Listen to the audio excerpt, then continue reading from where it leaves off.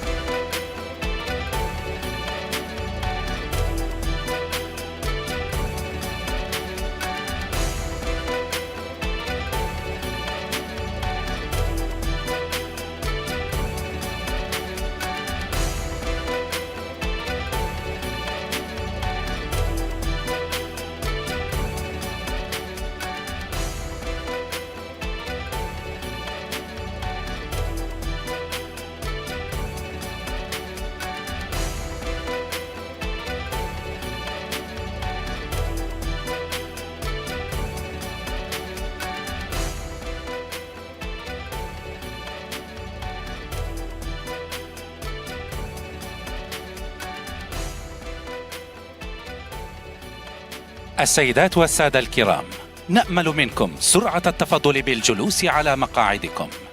سنبدأ بعد لحظات من الآن.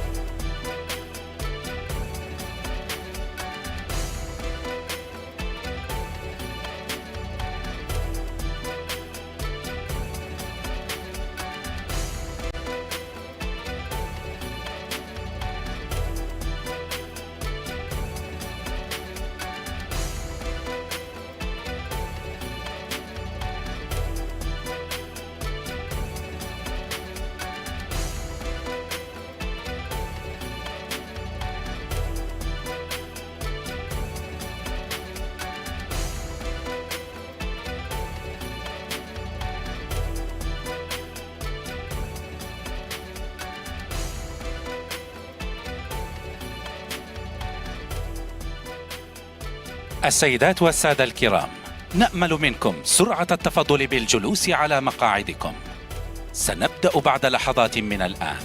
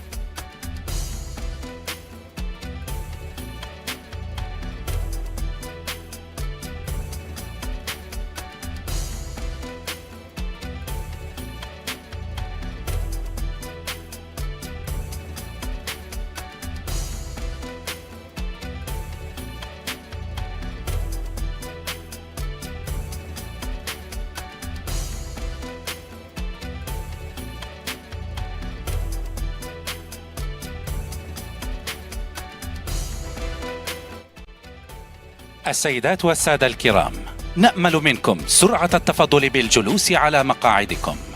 سنبدأ بعد لحظات من الآن. السيدات والسادة الكرام، نأمل منكم سرعة التفضل بالجلوس على مقاعدكم. سنبدأ بعد لحظات من الآن.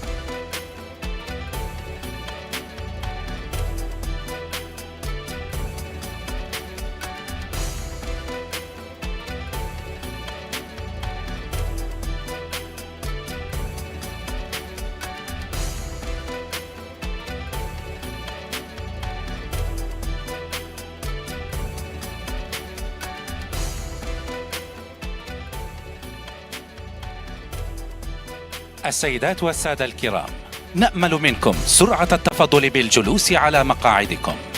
سنبدأ بعد لحظات من الآن.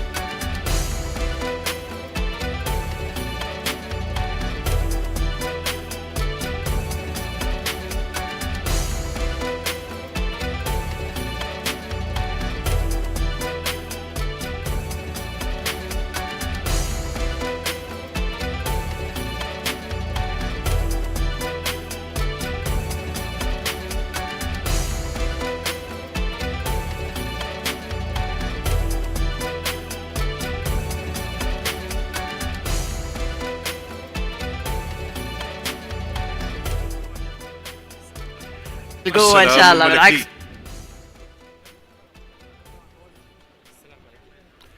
السلام الملكي.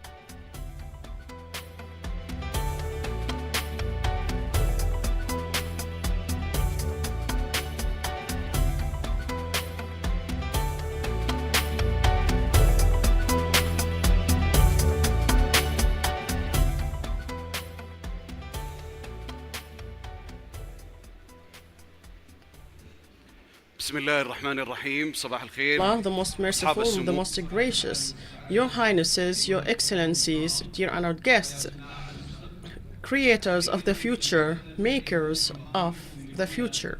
Greetings, valuable greetings from here, Al Riyadh, from this prominent event that holds the activities of the seventh conference. It gives me a great pleasure, I, Jamal Al-Maigel, and my colleague Anita.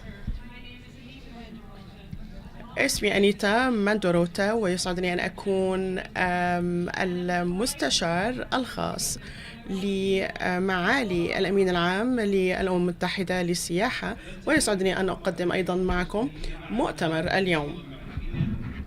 نلتقي في هذه المسيرة this to create the future that enhance the safety pillars and enforce health at the work environment. This future that in its core is the brilliant future.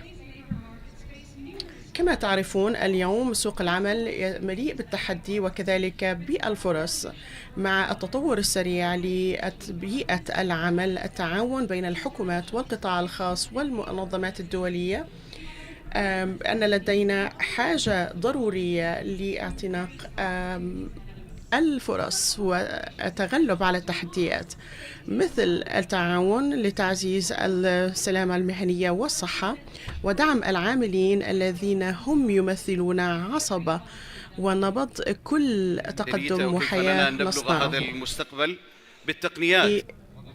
Reach this future without technologies and without with legalizations, with regulations and tools. And these are our tools to create a future that protects human from risk and elevate the quality of life.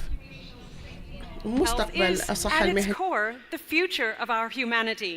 It is about safeguarding dignity, preserving one's capacity and contribution, and empowering each and every individual to realize their full potential in a safe and motivating work environment.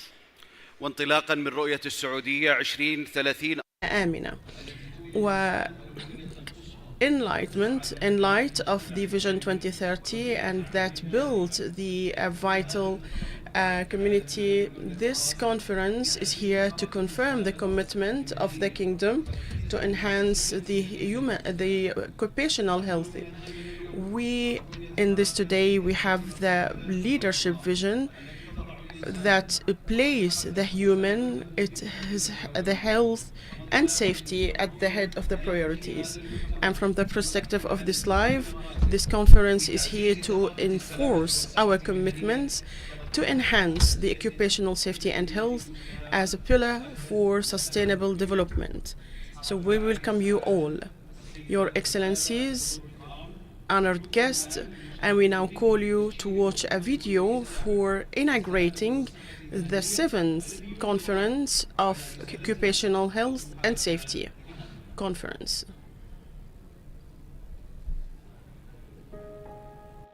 نبض واحد هو نبض الحياة.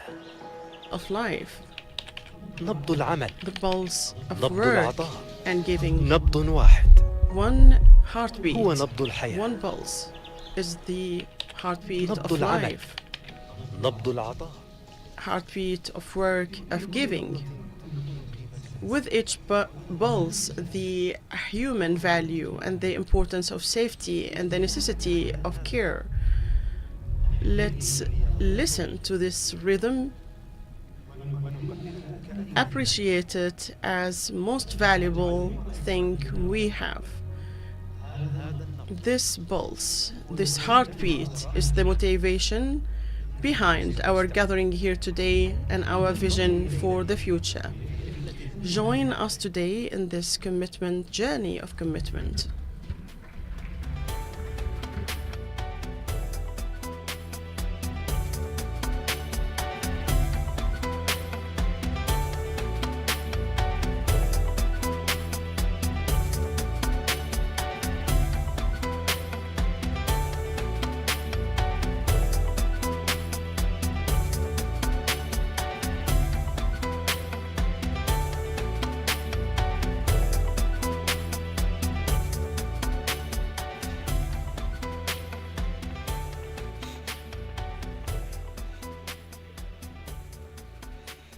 أصحاب السمو، أصحاب المعالي والسعادة، الحضور الكرام، ننتقل الآن إلى لحظة رمزية عميقة، حيث ندعو معالي الوزير والسادة الحضور أنا وزميلتي للوقوف معنا لنرفع معا راية الالتزام بمستقبل السلامة والصحة المهنية، ونعكس معا وحدة الإرادة والهدف. لعل البداية من عندك معاليك. Ladies and gentlemen, please join us. لحظة مهمة، شكرا لكم. والسلامة.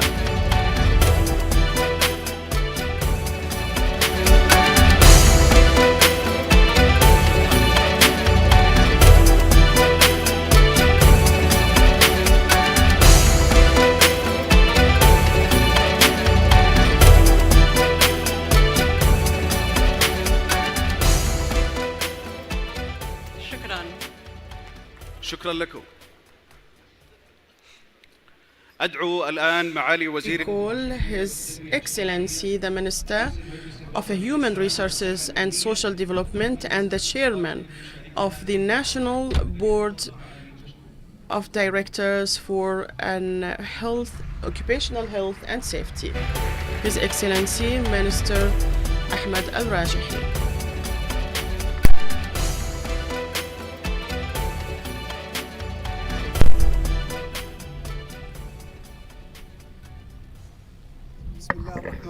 In the name of Allah, the most merciful, the most gracious, and peace be upon the Prophet. Your Highnesses, Your Excellencies, honored guests, peace be upon you. It gives me a great pleasure to welcome you all for the 7th conference of occupational health and safety, held under the motto or logo of the future of health activity to enhance the best practices internationally. And it gives me a great pleasure to extend our sincere appreciation and gratitude for His Royal Highness, the custodian of the two holy mosques, and the Crown Prince, Prince Mohammed bin Salman, for their ongoing support and for providing a safe work environment in light of Vision 2030. The international reports asserts and confirm the urgency and dangerous significance of the current challenges. Around 3 million death incidents among among workers are being recorded due to incidents and occupational sickness. 375 million work injury that are non-fatal. 19,000 death cases because of thermal exhaustion. 15% of workers around the world suffering of mental disorder that is connected with work environment. The economical and digital transformation adds extra transformation that necessitate us to enhance the precautions, practices, and enhancing the procedures in a constant way. In light of an inconsistency with the ambitious vision in 2030, we seek to enhance the work environment to be more safer and more attractive, to elevate the competitiveness of a workplace and enforce the culture of health, safety and security.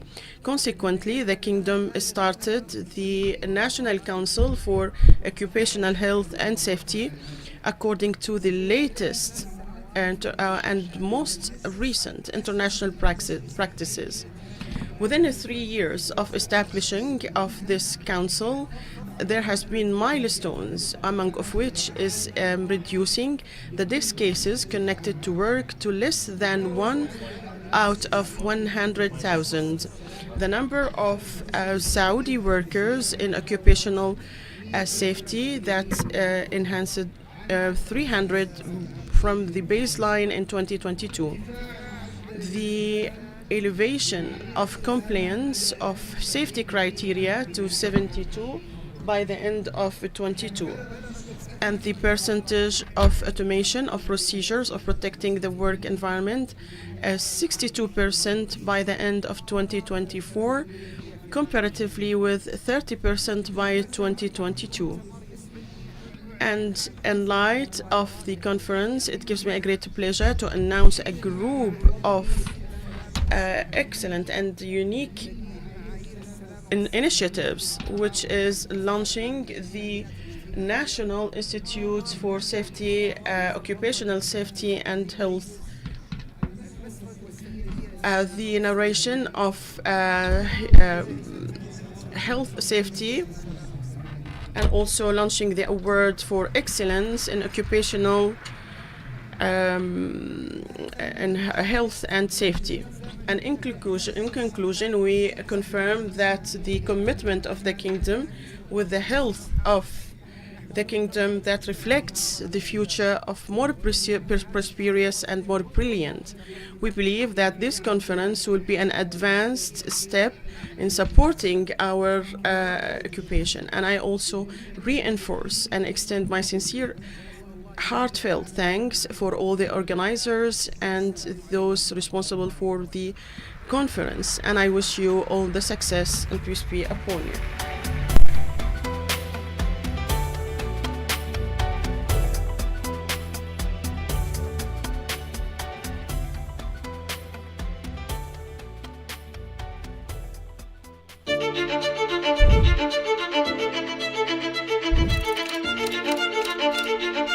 محطات بارزة شكلت مسار التغيير.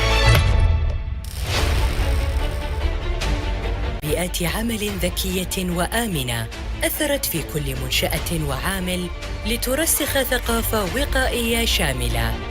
الموقع آمن. وتدفع بعجلة التطوير والابتكار نحو حلول مستقبلية للتحديات صنعت بها فارقاً حقيقياً في حياة الجميع.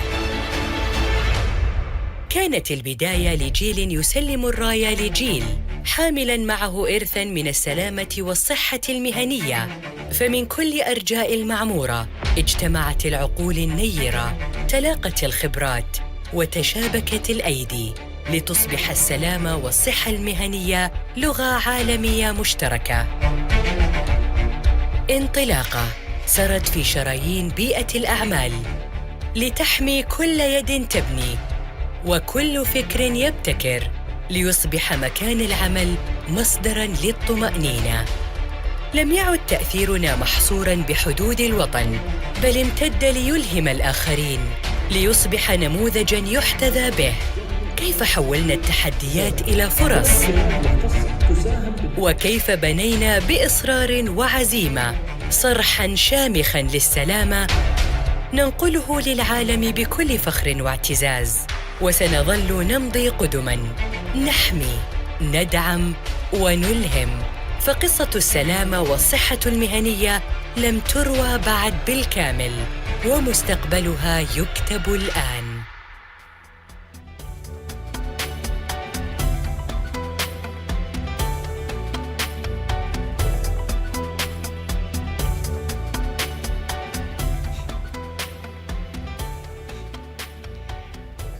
Your Excellency, shukran. Thank you for gracing this conference with your presence, for the spirit and the determination to make a stronger, safer workplace. We thank you very much for being with us. Your Highnesses, Excellencies, and honorable guests, distinguished audience here in the conference hall and watching from around the world. The history of an idea is just as important as its future. At GOSH 7, we have seen a journey to this point since its inception that is one about highlighting progress. It's about building awareness, legislative advances, and achieving so much to celebrate where we are today and where we are going in the future. All which is supporting a stronger culture for the workplace environment where people feel that they are safe, they are celebrated, and they are part of building the future. أيها السيدات والسادة، الإنجاز لا يكتمل دون Your honored guests, the accomplishment is not completed without vision that translates the vision into reality. And now we move to initiatives that the National Council for Occupational Safety, for Occupational Health and Safety, and that predict the future of the occupational health and safety in the future and for the development of work environment.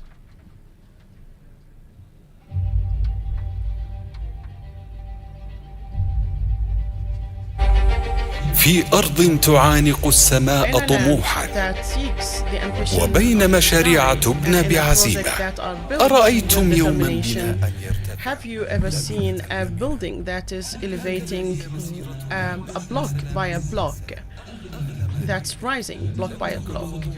The health of a human is the highest we have.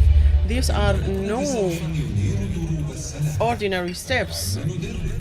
With education, with the knowledge we educate, so every worker is fortified for the occupation.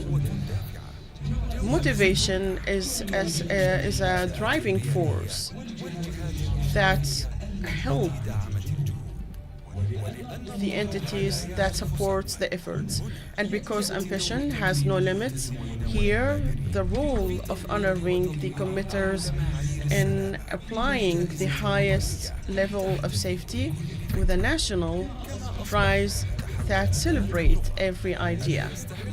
And now we talk the same language, all of us. Doesn't safety deserve to be taught as a one language with international sources in order to have communication easy and seamless for all? The occupational health that emanates from our own value in alignment with international best practices, and now for higher level within the GCC countries that will provide a technical and vocational training guideline, unified one that gather the best international practices and criteria and elevate the work environment. A future that is narrated at every workplace, at every factory, at every heart that beats in confidence.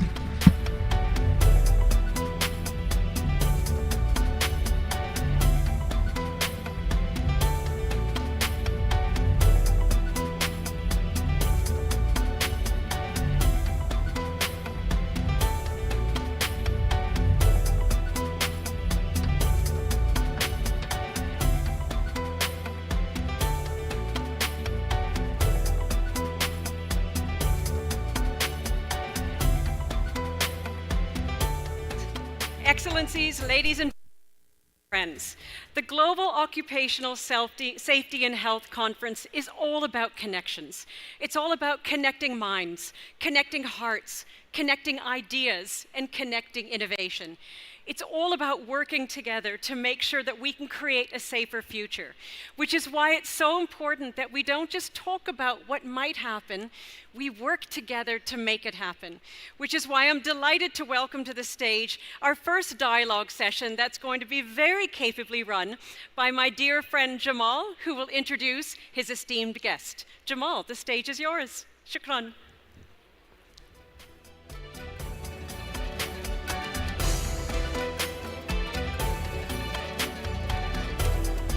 شكرا أنيتا. أدعو معالي الدكتورة هلا بنت مزيد تويجري رئيس هيئة حقوق الإنسان في المملكة إلى التفضل على المنصة.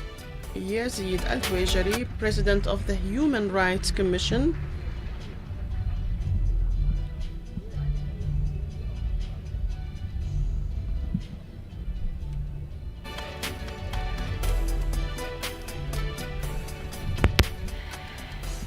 حياكم الله واهلا بكم في جلستنا. Hello everyone and welcome to our first session in this panel. اليوم ضيفتنا Today our guest enjoys a rich experience, and maybe we go through the most significant phases, Your Excellency, that you worked in this field of expertise.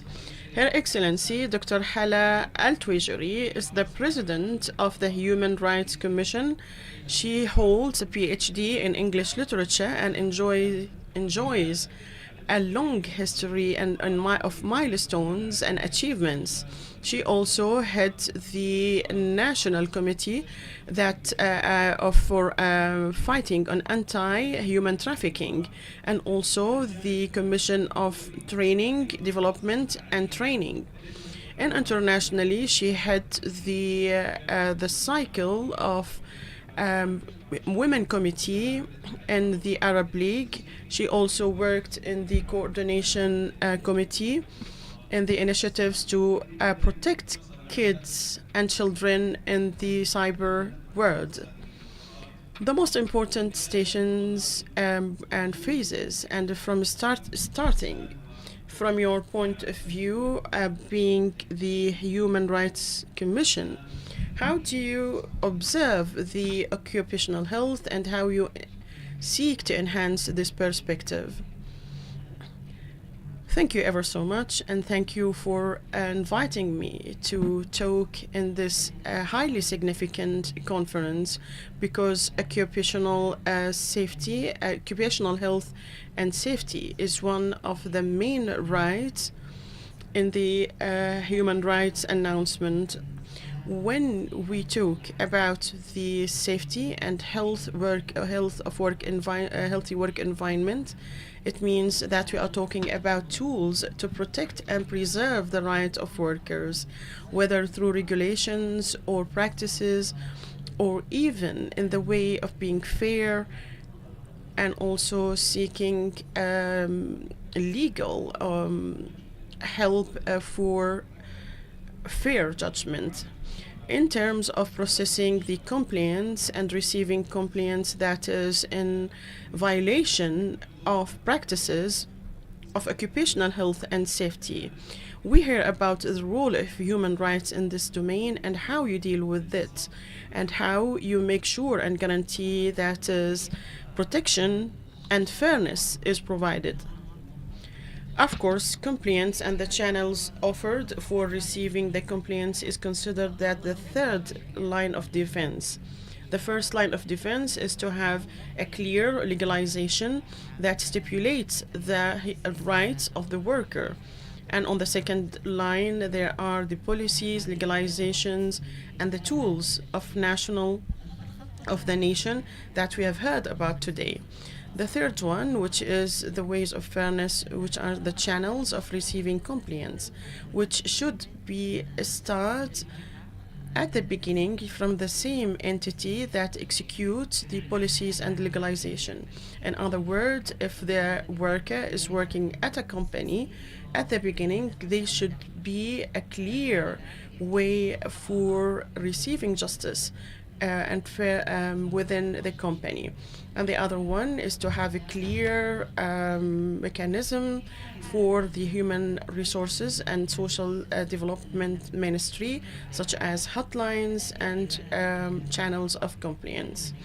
In case the workers are not being treated in justice or receive a fair treatment, then here the supervising and observing entities such as the Human Rights Commission.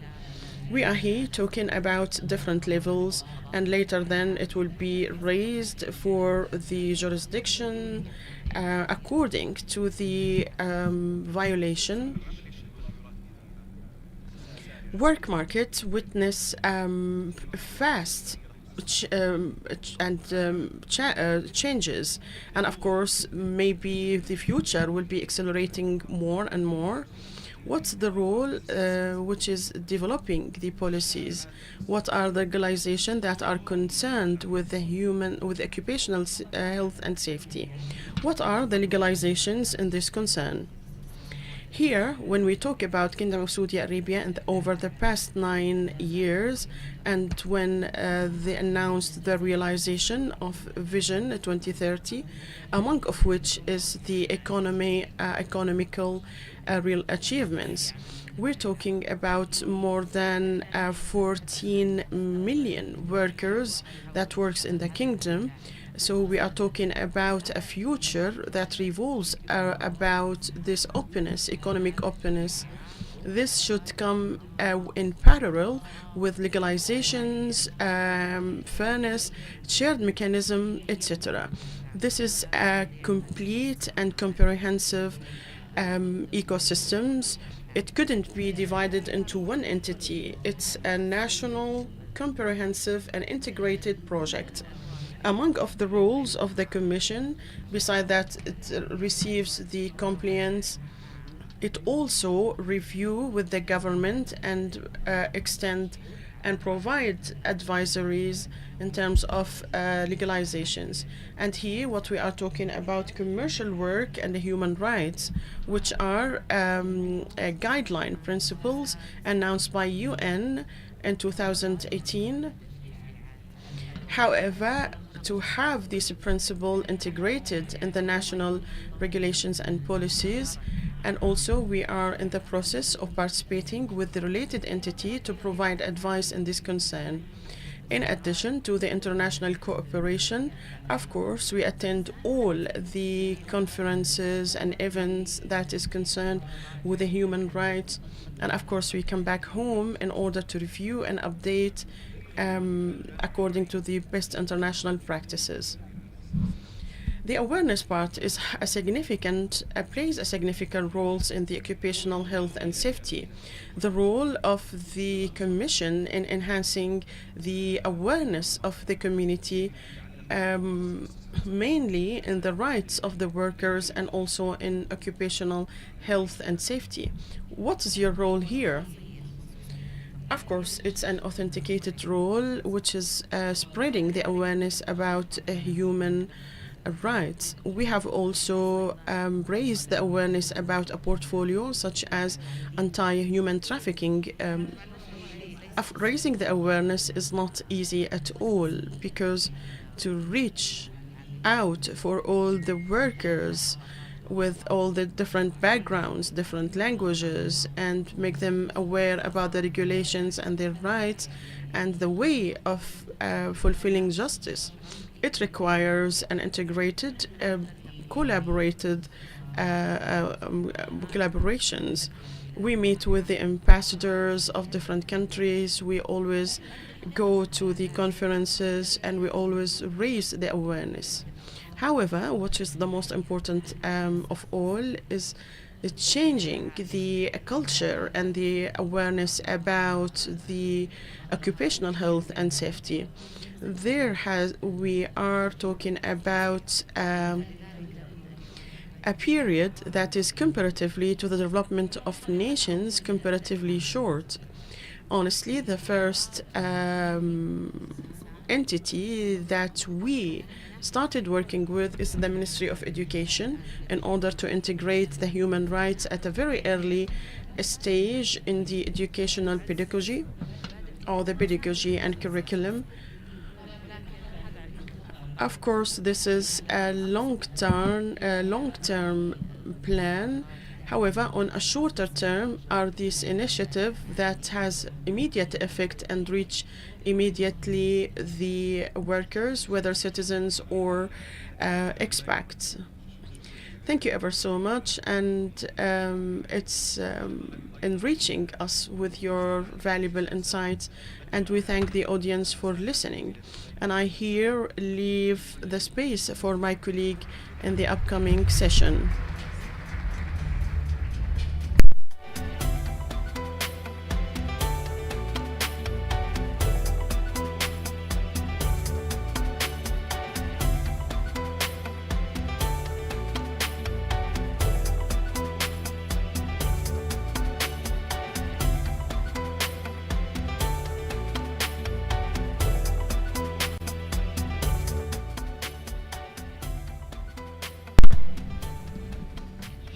Thank you so much to you, for sharing your invaluable perspective and for beautifully warming up the stage for today's conversations. And to my dear friend Jamal for leading a very informative fireside chat. Ladies and gentlemen, dear friends, we now move to our first panel discussion that's going to bring together leaders and decision makers from across the world to share their experiences on how we can work together in enhancing occupational safety and health through the development of national policies, through support for legislation, through adoption of modern technologies, and ultimately through strengthening international cooperation.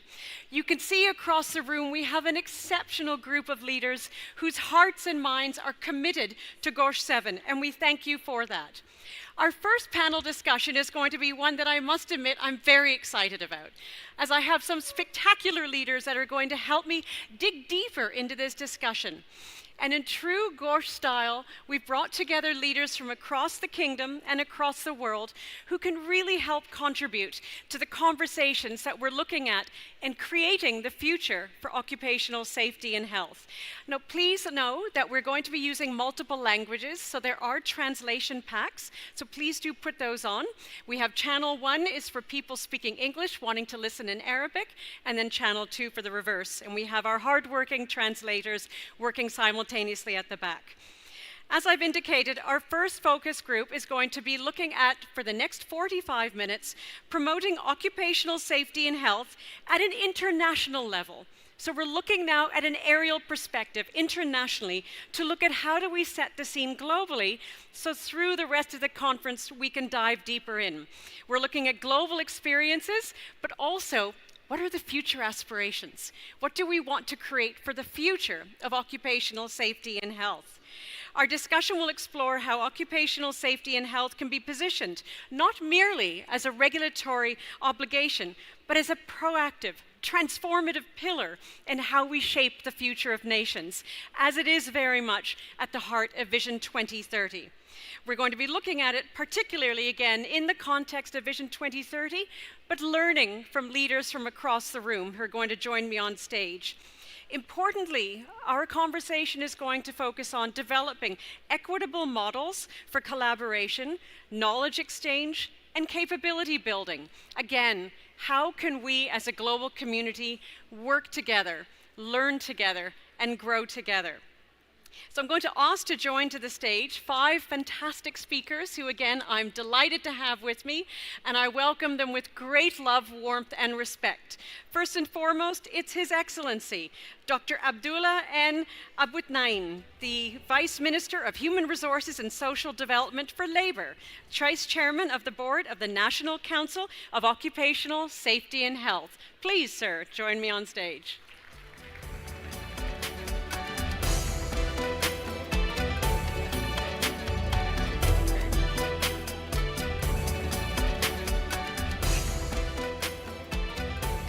I now ask that we join on stage His Excellency Dr. Asif Nazrul, the Minister Expatriates Welfare and Overseas Employment of the People's Republic of Bangladesh. Sir, thank you for joining us.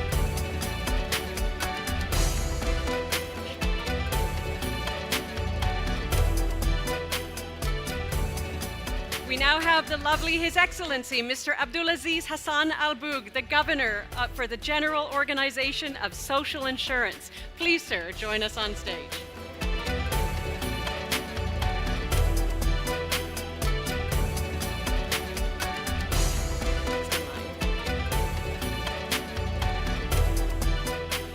We also have the lovely Dr. Rubat Jaradat, the Assistant Director General and Regional Director of the Arab States from the ILO. Madam, please.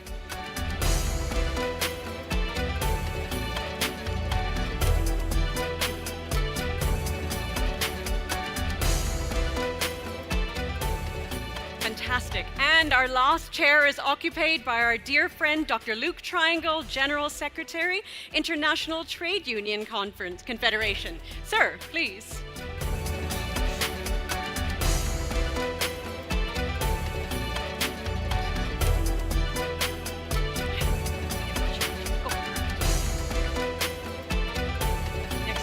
Ladies and gentlemen, a very warm welcome for our first panel discussion, and thank you all for joining us. Have a seat.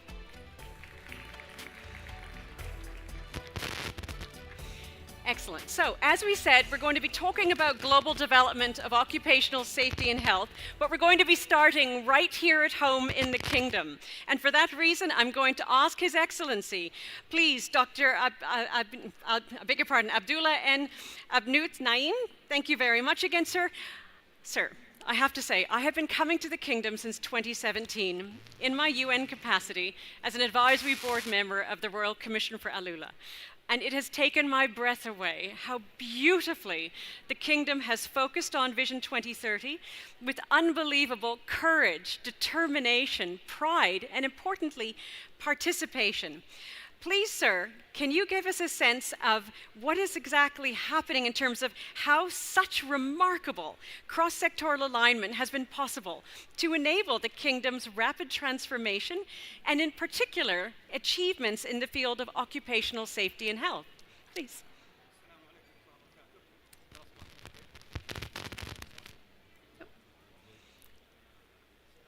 Can we turn on His Excellency's microphone, please? Is there a handheld we might please grab quickly? Great. Is there a handheld microphone we can please use?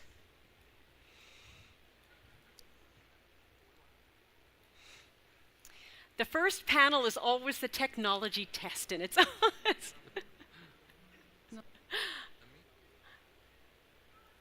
Excellent. Thank you very much. Here we go. Thank you.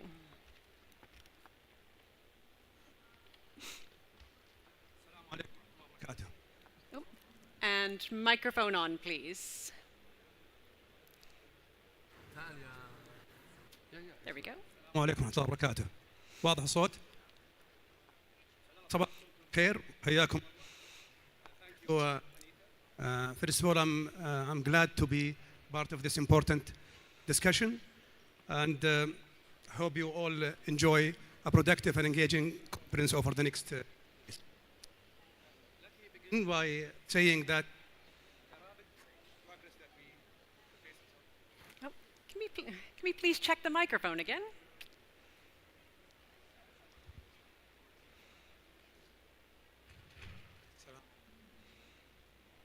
Excellent.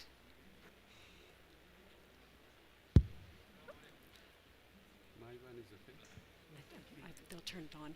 Can we please check the microphone again for His Excellency?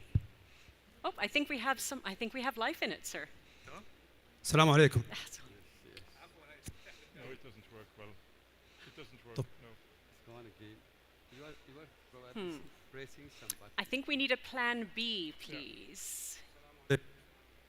It's up and down. Great. Can I see? But it doesn't work so far. No, there are problems with the microphone.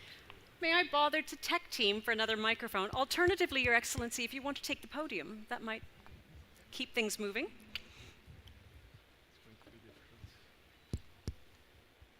Brilliant. Thank you, sir. I'm handing over moderating to you. السلام عليكم ورحمة الله وبركاته. أسعد الله صباحكم بالخير ونعتذر عن هذا الخطأ. First of all, thank you, Anita, and I'm glad to be part of this important discussion, and hope you all enjoy a productive and engaging session over the next few days. Let me begin by saying that the rapid progress that we have seen in Saudi Arabia did not happen by chance. It's a result of a strategic direction and strong national coordination. Going back to your question, I think there are three main factors that contributed to the successful transformation in Saudi Arabia. First and foremost, it starts with vision and strong leadership. Vision 2030 has been a powerful driver for transformation. It placed the safety and well-being of people right at the center of our national priority. One important step was the establishment of the National Council for Occupational Health and Safety 3 years ago. This council have united all key stakeholders and also coordinated the national system. The council also has played a key role in supporting and developing the OS professionals. That's the first one. Second, we strengthen our legal framework and policy. We align all of our regulations with the global standards. We ratified ILO, International Labour Organization Convention, number 187, which is related to the occupational health and safety, and other key agreement reinforcing our commitment to international standards. In parallel and locally, we launched the National Occupational Safety and Health Policy. This is the policy that sets the strategic directions for all organizations in all sectors. Also, we introduce the comprehensive national program for reporting work accidents, injuries, and occupational diseases. It established a unified platform for mandatory reporting of occupational incident and illness. The result and the impact of these are clear. Among the compliance among firms in the private sector rose from just 15% in 2018 to approximately 72% by the end of 2024, a major leap in just a few years. And finally, the third pillar is that we built a strong international partnership. We work closely with the ILO through our technical cooperation agreement and knowledge exchange. Also, we are collaborating with our GCC neighbors to raise the OSH standards in the region. One example is the recent launch of the GCC OSH strategic framework. We are also hosting global conferences like this one to exchange best practices with global experts and shape the future of OSH. The impact of these efforts are clear and substantial. Workplace accident and injuries across the kingdom have dropped significantly. And this is important. The injury rate decreased from 416 for every 100,000 workers in 2018 to 242 for every 100,000 workers by the end of 2024. That's 41% reduction in just a few years.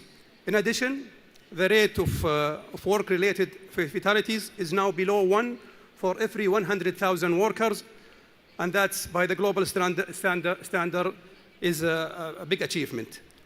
And most importantly, and finally, the mindset is shifting. Safety first isn't just a slogan. It is becoming deeply rooted in the mind of both workers and employers and how they think and act. And to me, that's the real sign of lasting and sustainable transformation. Thank you all. Shukran.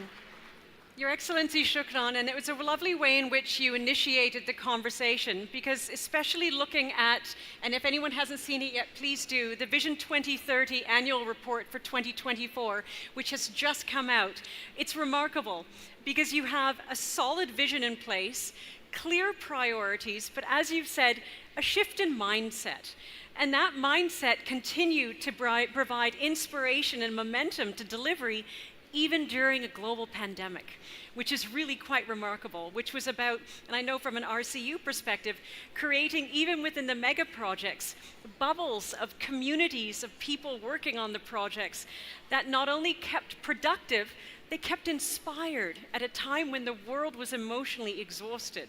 So it really is remarkable to see how you're translating a vision into absolute vehicles of monitoring, but on top of that, putting in place the global partnerships so that the entire, again, baseline is lifted. Thank you very much for that.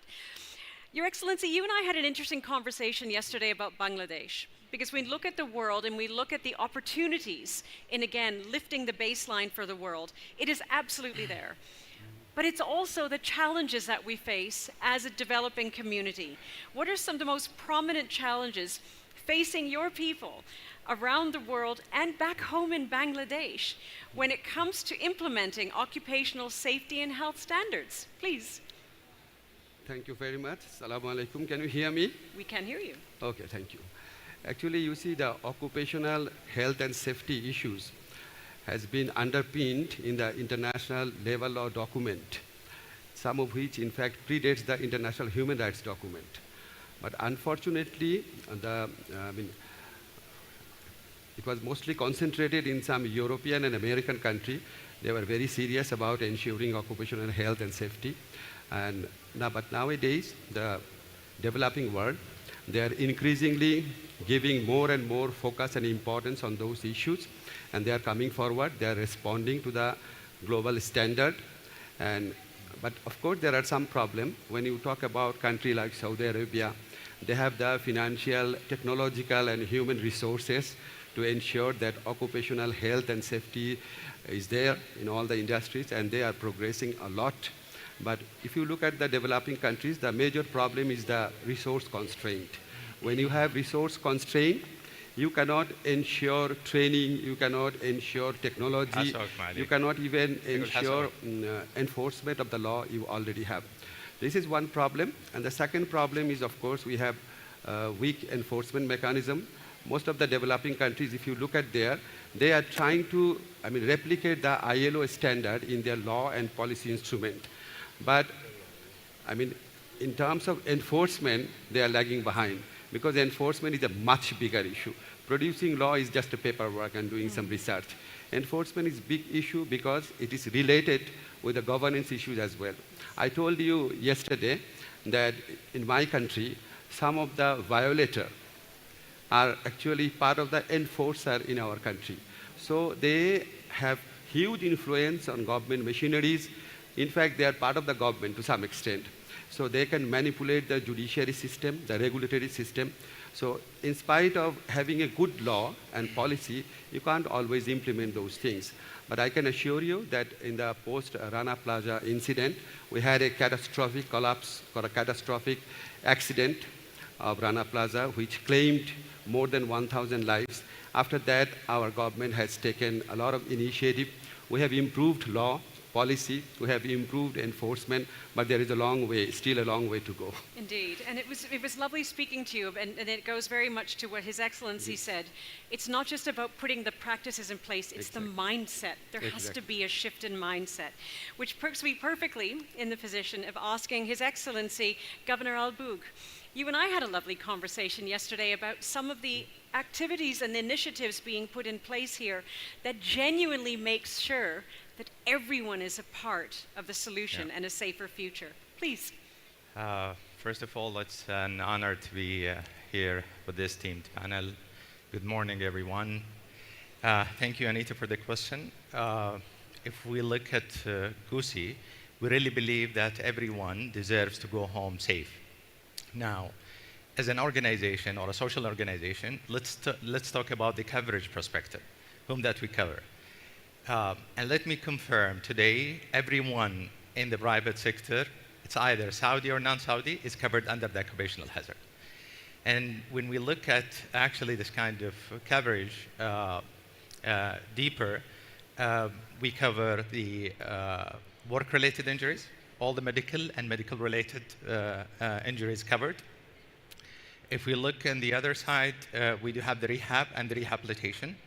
Total disability and partial disability are covered. When we look at the healthcare side, actually we provide the coverage in a top-tier provider. So we care about the level of the healthcare that we provide. So inclusion of everyone is included. That's one thing. On the other side, what kind of care that we provide. So a top-tier providers, that is what we really provide the medical treatment at. And you know what?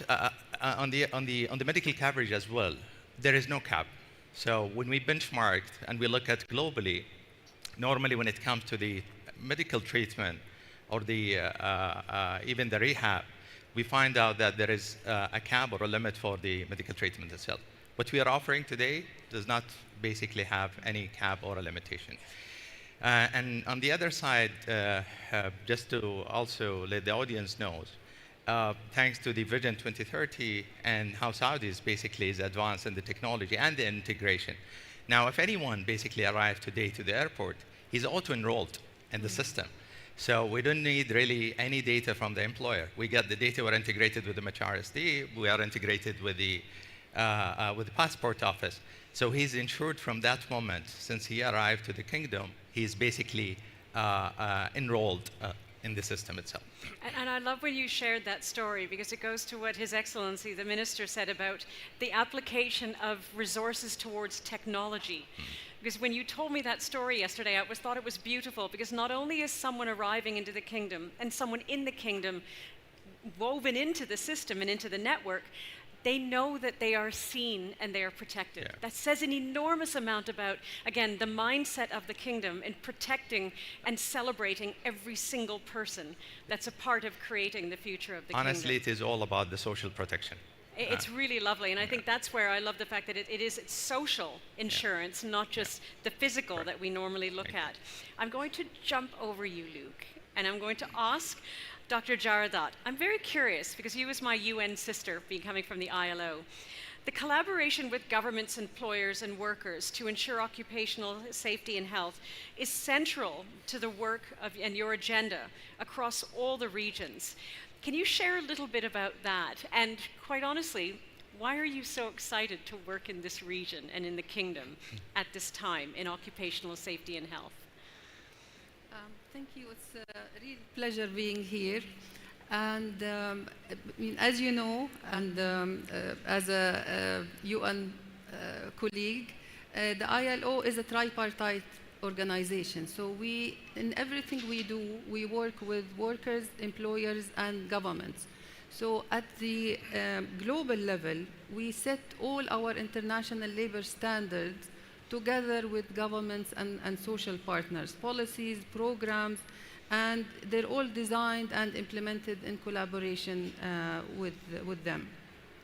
Also, our fundamental principles and rights at work mandate workplace as universal labor right, also mandating social protection for workers. In all our work throughout our Decent Work Country programs in more than 90 countries worldwide, all these programs, most of them, or at least 90 of them, incorporate occupational safety and health. And those are designed and implemented with our social partners. And we make sure also through our tripartite structure that there are equal voices for governments and social partners when it comes also to occupational safety and health. A good example that I could cite is that some of the work that we have and the training we had in the Vietnamese factories helped to reduce fatal accidents by 50% working together.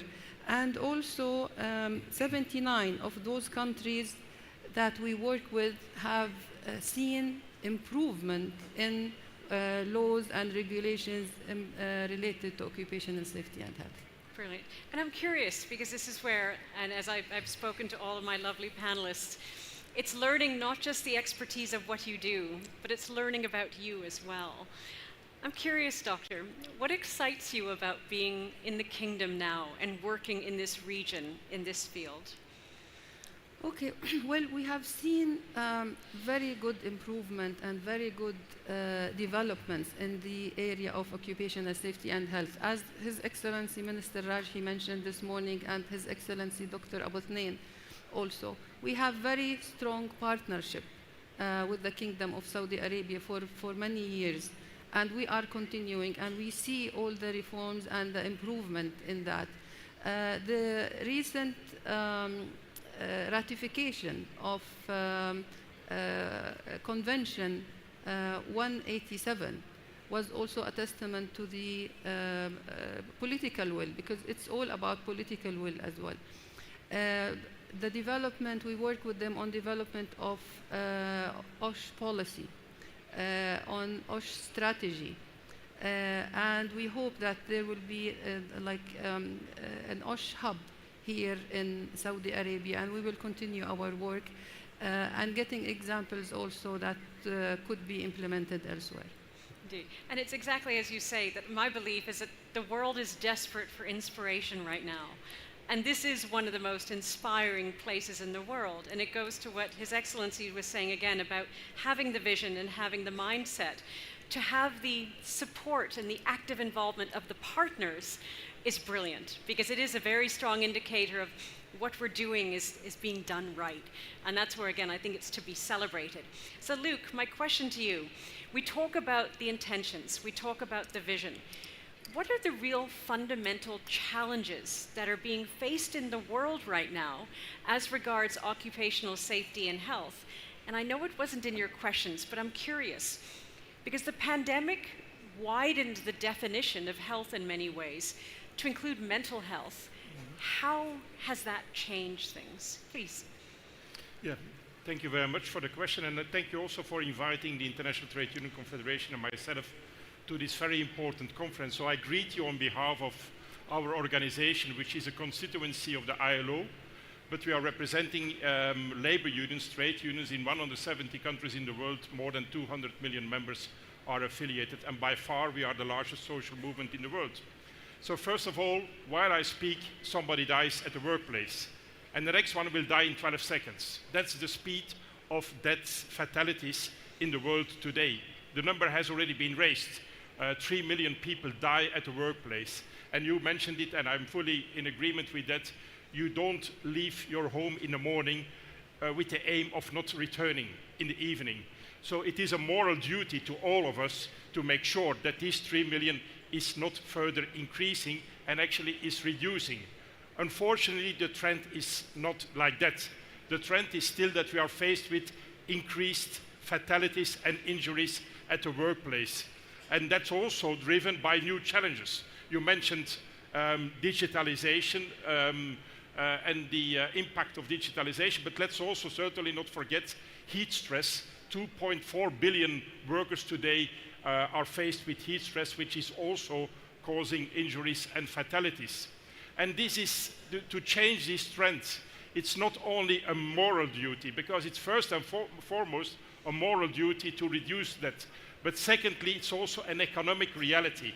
4% of our world GDP is affected by fatalities and injuries at work. It represents, I have to check, $3 trillion on a year, every year, that we lose by fatalities and injuries at work. And what we need to do, actually, is using the expertise that we have in the workplace to improve the safety and health. And who better than your own workers can tell you what needs to improve? So what we see, dear moderator, is that in countries where we have workers' participation, where we have workers on board, where workers are included in safety and health procedures, we see a reduction of fatalities, we see a reduction of injuries. And I have the examples of countries where it's going into that direction. For instance, in Cambodia, I have a reverse example, that's the United States, where states that has put forward anti-union laws increased fatalities and injuries with 14%. The numbers are proving that workers' involvement is part of the solution. Secondly, you need obviously also the universal recognition of occupational safety and health at the workplace. So, and to put safety above profit. That's absolutely a key issue that we all have to share. And then we also need to have strong enforceable standards. And let me also say already here, immediately at the start of this panel discussion, the world is looking with a magnifier glass to what's happening in the kingdom. Not only here in the region, the world. And the reason is very simple, and it's very easy. It's not only Vision 2030, but it's also what's going on in 2034 here. So, and we request, and I was also here in January, and I do it now again, we really request the kingdom to be open for a platform where we have the authorities of the kingdom being present, but also we, as workers' representatives, being present in workplaces, the ITUC with the global union federations, and obviously also FIFA should be part of that platform as well. And this platform is not having a symbolic function. It's really looking to what's happening in the building up of stadia, in the building up of infrastructure, in building up of living conditions, housing conditions for workers that are going to be further integrated here in the kingdom for building all these projects. Well, I think it's really important that the kingdom, and I do agree, and that's my last sentence, that there are important improvements at national level. I've been informed about what's happening on occupational safety and health. But what counts for us, what changed on the ground in the workplace? What's happening for these workers that are working on these construction sites? Because the numbers will be followed. And let's do that in a positive, constructive manner. We are open for that cooperation. We are open for that contribution. But I think it's really not a matter of symbols here. It's a matter of really delivering on the ground for these workers. And yeah, we are ready to cooperate. Brilliant. And I must say, I feel like I set you up to answer perfectly, but you did answer perfectly, so thank you very much, because you brought in the humanity into the conversation, and especially your point of, if I'm a worker and you want to take care of me, ask me what I need. That principle is so important. What I'm also, please, absolutely. That you have spoken very elaborately about the progress and the achievements at national, regional, and global level. But sometimes I wonder, sorry, I'm not an expert on this issue, but sometimes I wonder what is happening in the informal sector, number one. Mm-hmm. Number two, and more important, is the workers who are undocumented. They're working in, you know, in the European countries and even in some of the Arab countries, they are not documented. Do you think that the existing global mechanism are taking due care of this type of workers? I'm just curious to know. Can I reply shortly? Absolutely. Well, thank you very much for this extremely important question, because you really hit the nail on the top. 60% worldwide of all workers, of all jobs, are informal. No rights, no social protection, because they officially don't work. They are not in the system. So what we need to do is to shift informal work into formal work. And we are now in the framework of the ILO this year and next year discussing a convention on platform work, because also in platform work, we see this informality. I was last week, I was in Pakistan. 70% of the workers there are in the informal economy. A lot of them are also coming to Saudi Arabia. 2.5 million workers today already, Pakistani, here in the kingdom. So the formality of work, documentation of work, so to abolish undocumented workers or work situations is part of the solution, Excellency. Absolutely. So in that sense, I think formalization of our workers is part of the solution. Brilliant. Your Excellency, please. In Saudi Arabia, we have, I think, a very limited informal economy, and we have one of the initiatives that's pioneering. We electronically authenticated more than 10 million contracts.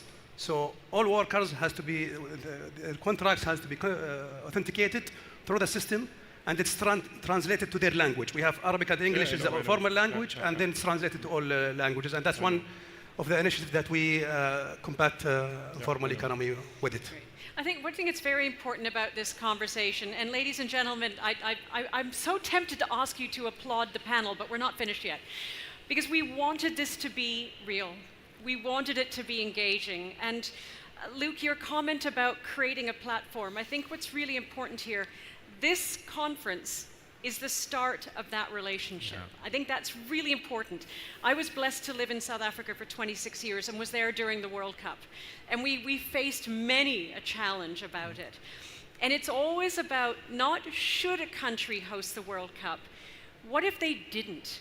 What would the country look like if they didn't have the investment, if they didn't have the vision, if they didn't have the international cooperation? And that's where, whether it's the World Cup in 3034, whether it's Expo, it's an invitation to the world to engage. And this is where, quite honestly, the relationships are the start point of the partnerships. And that's why everyone being here is incredible. And I'd like to push it, please, to the Honourable Minister. And speaking to Your Excellency around, to that point, we have a vision, but visions don't have feet without investment. Can you share, please, some of the areas of investment, especially considering the conversation, that is helping the area of occupational safety and health in the Kingdom? Please. Well, that's a really important question, because you cannot have real transformation without the right people behind it. So here in Saudi Arabia, we invested heavily in developing our workforce. It's a top priority to meet the current and future labor demand. We have in our labor market strategy a dedicated pillar, what we call skills pillar, that have so many projects to support it. We have established 13 sectorial skills councils. These skill councils covers more than 85% of the workforce in Saudi Arabia. They have, it's a partnership between public and private. They have developed a sector-specific framework and occupational standards that's to guide employers, workers, and educators in setting their educational priorities. When it comes specifically to OSH, training and empowering locals is also a top priority. Today, we have more than 29,000 Saudi specialists. That's double the number 3 years ago.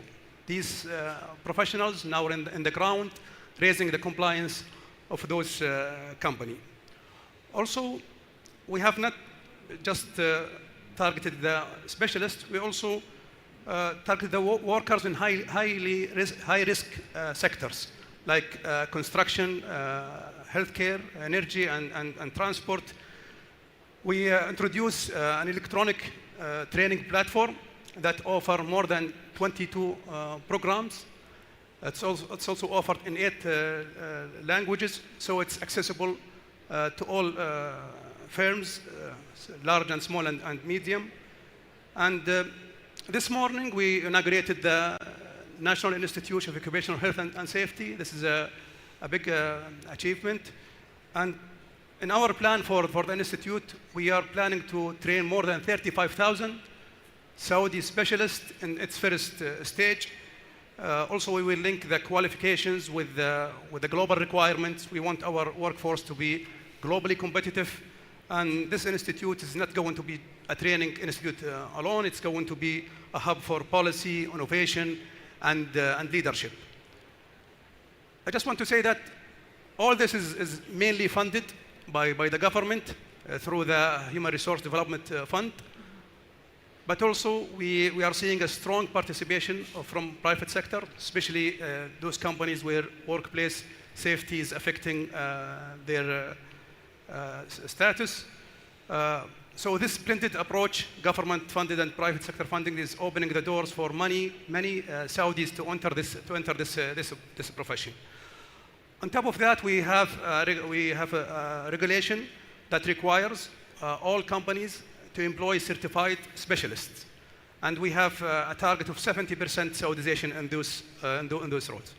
So these steps, investment in human resources, strong regulation, and strategic direction is working together to have a more safer and productive Saudi labor market, inshallah. Thank you, Your Excellency, because you've almost put forward the economic case for occupational safety and health. because you focus very much on the supply side, the expertise, the specialists, the frameworks in place. I'm going to shift now to His Excellency, because you're on the demand side in many ways. And I'm very curious from the point of view of how does GOSI plan to promote a culture of prevention within organizations so that the demand is there that can marry to the supply that's being created? Please. Thank you. The prevention actually is embedded across all our operations in GOSI. This is really a very important topic. Increasing the prevention is a lot needed to do on the awareness side. So actually, we're conducting hundreds, honestly, of awareness sessions and educational sessions for people first to know their rights, to understand and know how to deal with those situations and reduce the incidents. The more we do in the educational and awareness, we have seen the results getting improved on the incidents cases. So as I mentioned, hundreds of awareness sessions, and that's basically is across all, I would say, sectors and segments in the market. So the message that we deliver for the small and medium enterprises differ. Actually, it's not the same message that you want to deliver to the highly sophisticated organization. And actually, we went all the way also to communicate with the embassies. They have a lot of laborers comes from those countries, and a communication in many different languages as well. On that basically aspect, we're launching today, actually, His Excellency has announced this morning, the Health and Safety Guide. That is basically contains more than 4,500 standards covering all sectors. And we're actually deploying that by using it digitized, and we want to integrate it as well with AI. So it will be very soon accessible for everyone. It's easy to access and easy to navigate. Brilliant. So again, it's very much leveraging technology, especially to widen the accessibility. I'm very curious because, Doctor, I'm curious from your perspective at an ILO level. We see the incredible intent, we see the investment, we see the aspirations. From an ILO perspective, in terms of models that exist around the world that can be learnt from, can you think of any when you look at, this is the expertise we have, this is how, especially the region, can accelerate its efforts in occupational safety and health? Well, a very good occupational safety and health system has several components. First is regarding the legislation and policies, and also the compliance through inspection. So for the ILO, we have developed a global database on OSH legislation. This we use across the different countries where decision makers can use it for developing legislation, and also for looking at best international practice and good share of good experience. On the other side, which is the compliance, we have also developed a compliance planning that is also made available to improve inspection, also for the countries who don't have the means to spend, and they have some their own challenges. There are good examples that we can see across the board, and leveraging AI and digitalization is sometimes seen as a challenge, but at the same time could be used to provide innovative ways like automation of work that is hazardous or could have occupational safety issues. There are good examples, for example, from Japan, where they implement zero accident campaign, and that has improved or reduced fatal accidents by 70%. Also, the ILO is implementing green jobs safety. For example, in implementation of the wind turbine, reducing it by, this is about the maintenance and the protocol on green jobs, and particularly the turbines. There are also good examples on the digital from the EU barometer that also predicts real-time risks. and also from Singapore that also reduces the fatalities through prediction of hazard. So technology is very important to be used in a positive way to prevent occupational accidents. Thank you. You mentioned such an important point because it goes to your comment about governance, and ultimately it's about accountability and being able to utilize technology for that. I'm curious, Luke, from that perspective, when it comes to compliance, good governance, what role do trade unions play in ensuring that occupational safety and health are embedded into the culture of an organization and the policies to be able to deliver? Please. Well, allow me not to be humble now. So it's important to have excellent legislation in place. That's a cornerstone. It's important to have good labor inspection in place, to look whether companies comply with the legislation. Obviously, this labor inspection needs to work in a very independent manner, not announcing visits to a company and so on. We all know what's going on then. But when I'm not humble, it's because a recent study proves that where trade unions are fully on board in companies on safety and health, the figures are going down. So we are not just part of the solution, we are the solution. Because our policies as trade unions is first and foremost also on safety and health. We train our representatives, we train our members so that they can debate with the employer, but also with regional authorities on improvements. So it's not just being there to be there, no, it's there to, with our expertise, to bring indeed also contribution to safer and healthier workplaces. But bringing that to the Kingdom of Saudi Arabia context, well, that requires also that the kingdom and employers need to be open, that workers can organize themselves into safety and health groups, committees, whatever you want to call it, and not only limited to big enterprises with 1,000 or 2,000 or more workers, but certainly to the smaller companies, because that's where the risks are, in my opinion, and our also evidence, are the highest. So allowing workers to contribute and let them organize themselves into these kind of safety and health committees is part of the solution. And if I may use the word request or even more challenge, well, I challenge here the kingdom. Why don't you reflect not only on workers' committees, because you have already workers' committees, but only, let's be honest, in 35 companies in the kingdom. There are many more companies in the kingdom than 35. But let's also look specifically to safety and health topics.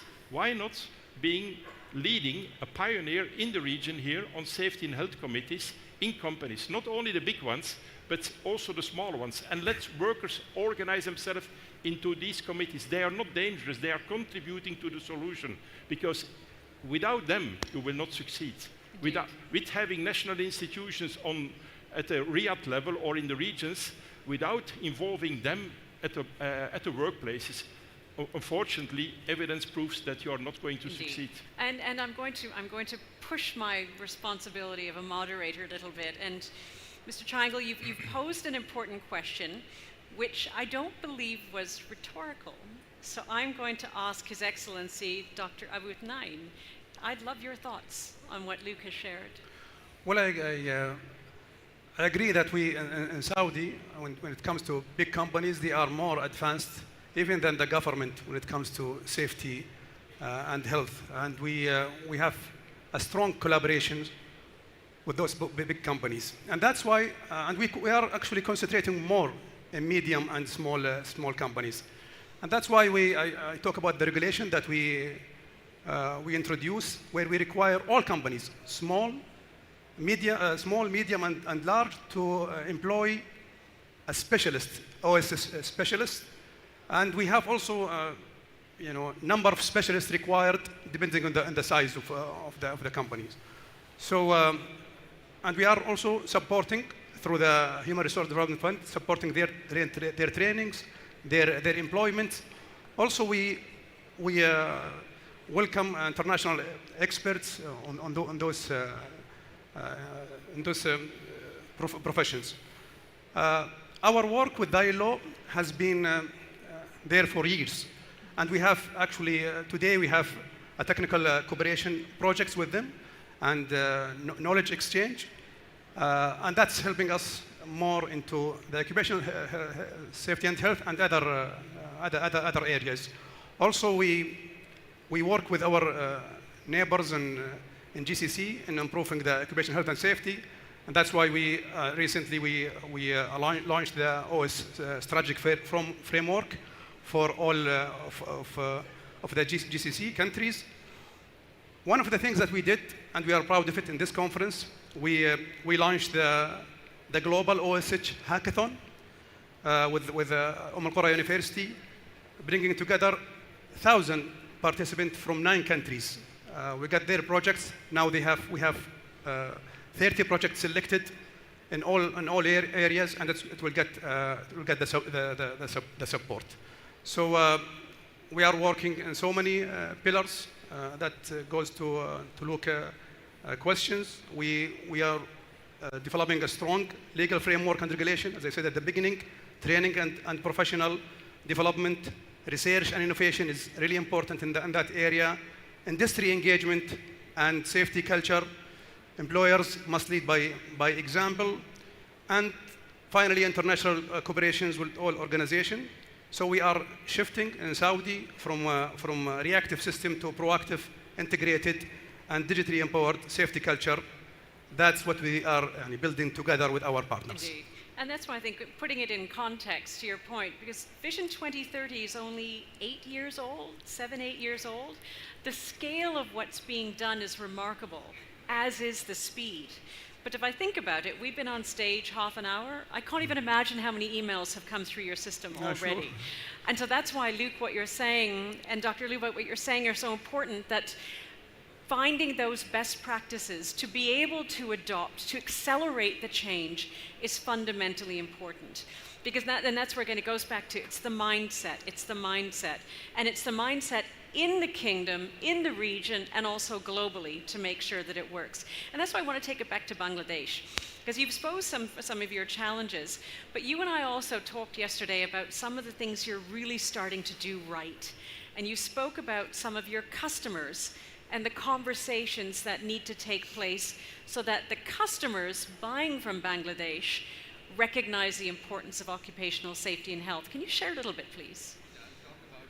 Firstly, let me say a few things about the Bangladeshi workers working in Saudi Arabia. You know, there are 3.5 million workers working here. And when I had meeting with Saudi ministers, honorable ministers, His Excellencies, then they and we actually thought about improving the workforce's experience in utilizing technology and improving their language efficiency. So after going back to Bangladesh, we have thought about redesigning the curriculum and doing an extensive training so that the workers coming to Saudi Arabia, they're more familiar with the technology and they can speak a little bit better Arabic. But I thought that we can also think about innovative approach. Like Saudi Arabia can go to Bangladesh, we have the Expatriate Welfare Ministry, we have the Technical Training Center. So for example, Saudi investors, they can go there. We have offered them that you can take charge of a TTC, Technical Training Center. You can bring technology because some of the advanced technology which is being used in the, for example, construction sector, these may not be available in Bangladesh. So if Saudi employer authority take charge of 1 or 2 TTC, Technical Training Center, bring all the technology and teach the workers or the trainer of the workers how to use those technology and also teach them something about the local dialect of Arabic language. So this type of innovative approach can also be explored, I think. We have done it with South Korea, and it's giving much benefit to our workforce. They have much more comfortable when they go to South Korea. Yeah, I think South Korea. So I think this type of approach we can also explore. I'm just want to emphasize, because what you've said is very interesting, that those bilateral arrangements to help the immersion of the incoming workforce is a very interesting dimension. Yeah, and it could reduce actually workforce accident and even the fatalities, I think. Very And interesting. going back to your point, I mean, when I speak to the Bangladeshi factory owners or industrialists, of course, ILO is doing a lot of things there, and they have put much emphasis on unionization, upgrading of inspection and enforcement. But some of the factory owners, they're really willing to be 100% compliant with international standard. But they also raise the issues that if we want to be 100% compliant, then the production cost will increase, and then we cannot compete in the global market because the price we are getting from international brand is not adequate. And compared to some other countries, it's actually insufficient. So I think ILO or other global bodies, when they speak about compliance with international labor standard in countries like Bangladesh, they may also look into the matter that to what extent the international brand or the buyers, to what extent they are performing their duty to ensure that they are giving fair price to the supplying countries. And it's such an interesting point that you mentioned, and I'm going to now shift it back to the ILO. I'm curious, from your experience and your expertise, when it comes to customers understanding the need for the principles and the policies of good occupational safety and health, it will impact the product unit cost. How does one find a balance so that the markets buying in the products are also putting in place the principles of good governance into the product development? Well, we have seen international buyers also and big organizations and companies, they definitely care about the rights, workers' rights, and labor rights are, human rights. So they have to make sure so that the customers, when they buy a product, they know that this is not produced in a sweatshop, or those who are working in construction or in agriculture producing this product were not exposed to accidents or abuse, or that they have their rights in general and they have good working conditions. I'd like also to mention that this is all also in the value chains, in the supply chains, where all this has to be accounted for and taken care of. And it all starts also by political will. It's in the countries of origin where they produce these services and products, where the governments have the role to play in making sure that this is all respected and this is implemented. So that's why we always call for the implementation of and ratification of conventions of the ILO, particularly the two main conventions that were declared and decided to be fundamental principles and rights at work. One of the fundamental conventions that were added a couple of years ago to the fundamental conventions, which is Convention 155 and 187. And I think also when it comes to developing and implementing national OSH strategies, it has to be implemented in consultation and in collaboration with workers and employers. As Luke mentioned, who better than workers can tell the policymakers what are the hazards and what are they exposed to?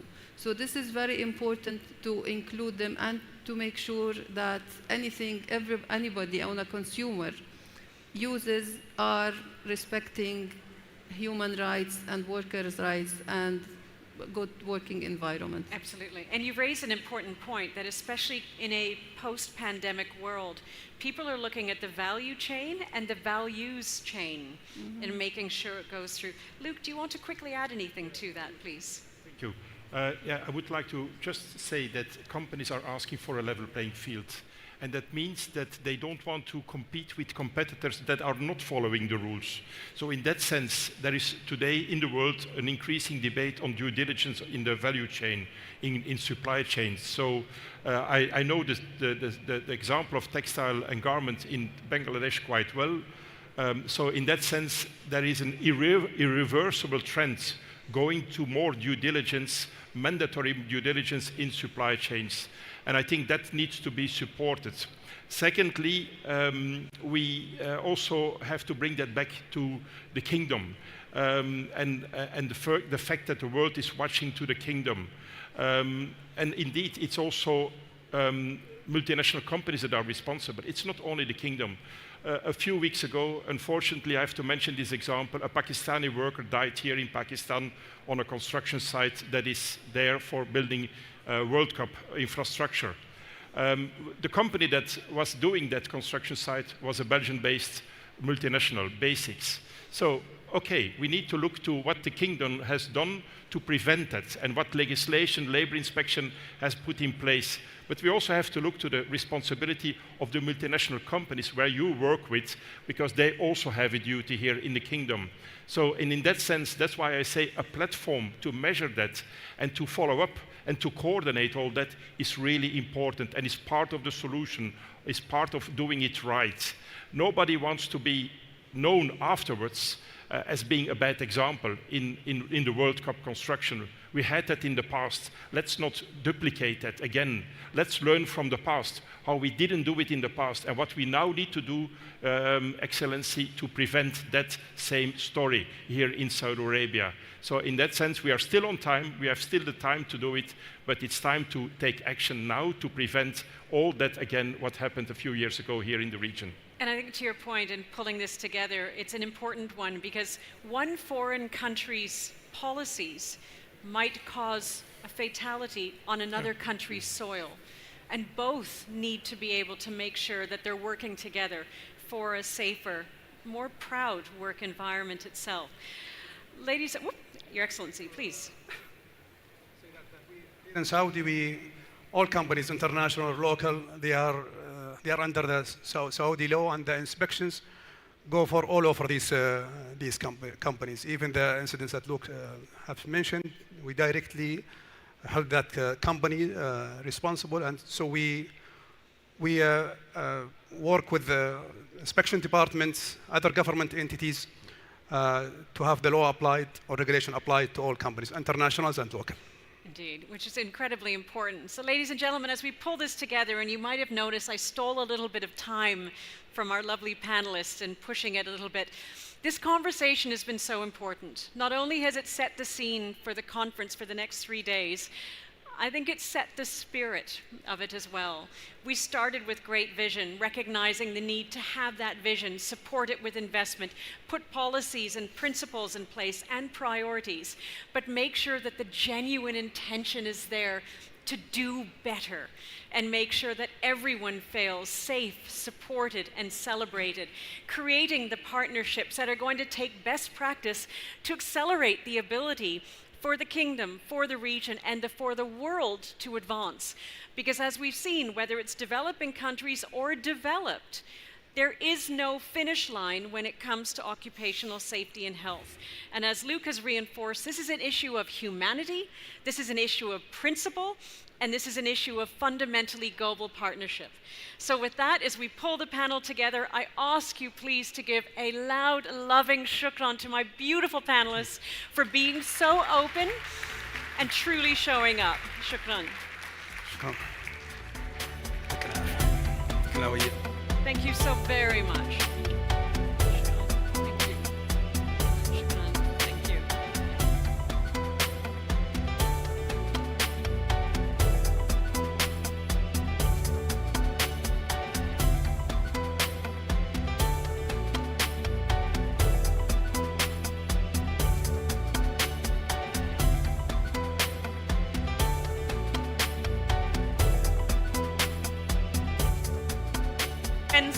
I cannot tell you how grateful I am to this first panel, because not only did we have such a beautiful range of expertise, we had a beautiful range of insight and inspiration, which again sets the tone for how we're going to continue this conference.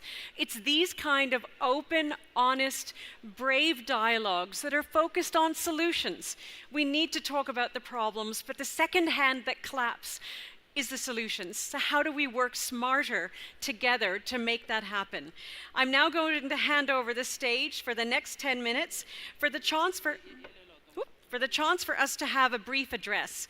We're going to have a keynote address on environmental sustainability and workplace safety, integrating policies to protect people and natural resources. Because one of the greatest stakeholders we have in every single country is Mother Nature.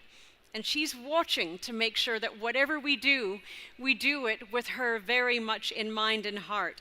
I'd like to therefore invite to the stage His Excellency, Engineer Mansour Hilal Al-Mushaiti, who's going to take the stage, and Sir, as Vice Minister at the Ministry of Environment, Water and Agriculture of the Kingdom of Saudi Arabia, we welcome you. Thank you.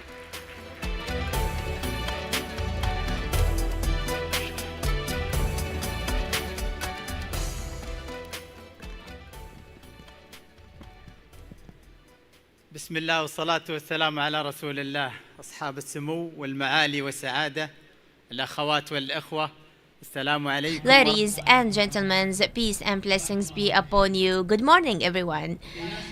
Well, actually, in this time, we have exceeded the half period under the Vision 2030. But if you want to measure the impact, we have established a lot, and we accomplished a lot of accomplishments. We reached 93 of the indicators of our accomplishments annually, and of course 87% of the accomplishments that is on the concrete steps. So this is what's going to be in alignment with the Vision 2030, and it's going to reflect our commitment. That's going to be in line, and of course when our big and support from our wise government and very inspirational government in Saudi Arabia. Today we are in the Global Occupational Safety and Health Conference that categorize humanity and humans as a priority. This is under the vision of the Occupational and Safety Council that's going to adopt the best practices internationally and to provide the best for the occupational safety. And of course, in the Ministry of Environment and Water and Agriculture, we assure you that we look at the wide from a different vision, and of course we will look at that from a different angle, since we can put and we can provide the occupational safety to mitigate all the danger, mitigate all the threats and the antecedents that might be among all of the workers. Ladies and gentlemen, today we have strategies that's going to join us and to provide our vision and guide, to provide a commitment, strengthen that, also provide a transparency commitment that's going to contribute in the workers' safety. And of course, as we have a multiple evidence what we had achieved in the Kingdom of Saudi Arabia. We have a lot of projects and provide renewable water, energy and salinity. This we have 1 square of the water. It's not, these numbers is very crucial, and it's considered as a milestone that is going to provide over than 1 million work hour safe. And of course we have emergency call that less than 1 minute for any, that of course mitigate the death incidents in all of the working sites.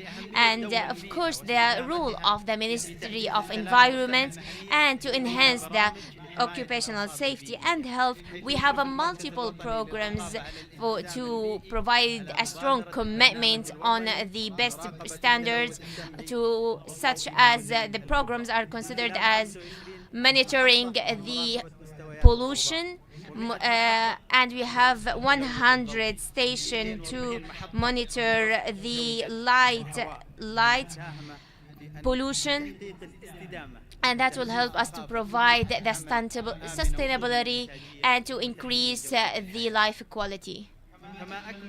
As the National Center for the Vegetation and Combating Desertifications, to implant over than 1,400,000 trees and to enhance and to cover all over than 1,000 hectares of the spatial space. This indicates a great enhancement in the environmental sectors, and of course going to support our sectors to reach the sustainability.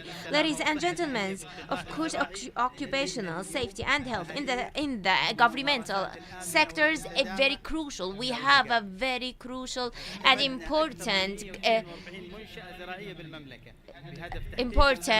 regulations to enhance the productivity and the quality.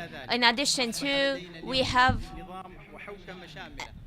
a governance system providing and supported by programs and platforms to monitor all of the pests and the fertilizers that helps us to mitigate all the anti-chemical pests to reach seven records and globally. Ladies and gentlemen, that's not we have done. We have achieved. We still, with our support and our wise government, we have a great support to use the AI and the best practices of the technology, and we apply it on the agriculture sectors. We could monitor all the vegetation areas through our mobile phones, and we have provided over than 6 million consultations that helps all the agricultural practices and to combat the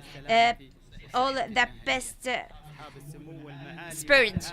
Ladies and gentlemen, our sustainability trajectory that hosted by the Ministry of Agriculture and Water and Environment focus on implementation and operations and provide the safety for all our workers, and it is our crucial point and supported by our wise government. This is where we live today, in the environment, in the infrastructure, as well in sport and in different multi-different sectors. We have the highest standards for safety that's going to provide the best quality and the sustainability. Ladies and gentlemen, I would like to conclude.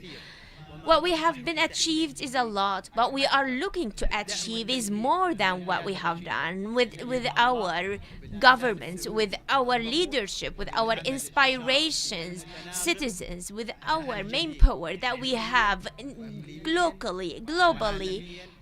We will walk together towards a brighter future, and this is the mechanism of a successful story of Saudi Arabia. Thank you so much. Your highly attention, much appreciated.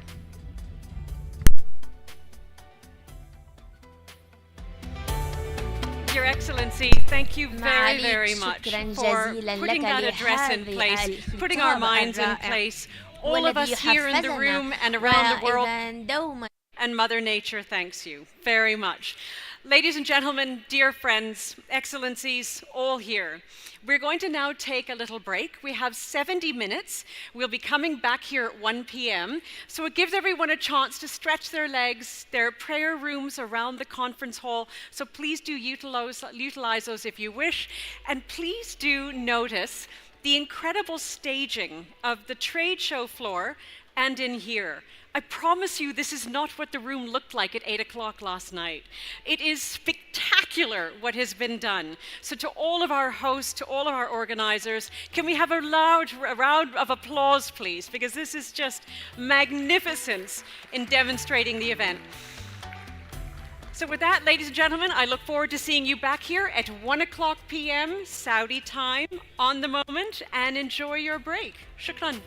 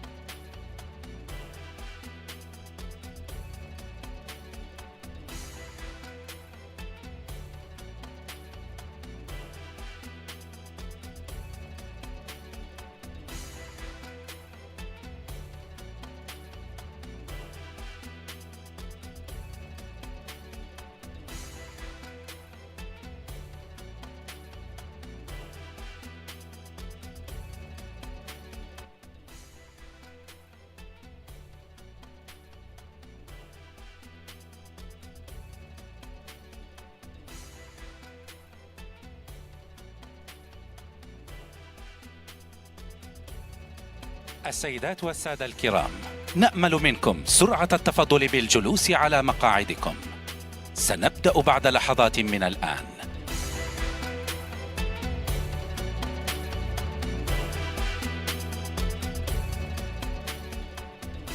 السيدات والسادة الكرام، نأمل منكم سرعة التفضل بالجلوس على مقاعدكم. سنبدأ بعد لحظات من الآن.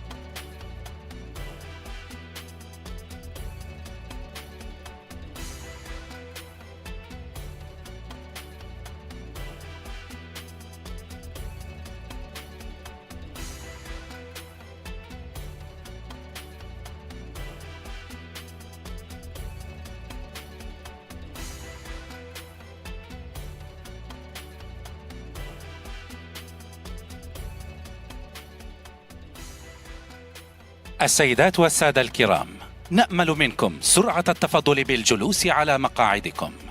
سنبدأ بعد لحظات من الآن. السيدات والسادة الكرام، نأمل منكم سرعة التفضل بالجلوس على مقاعدكم. سنبدأ بعد لحظات من الآن.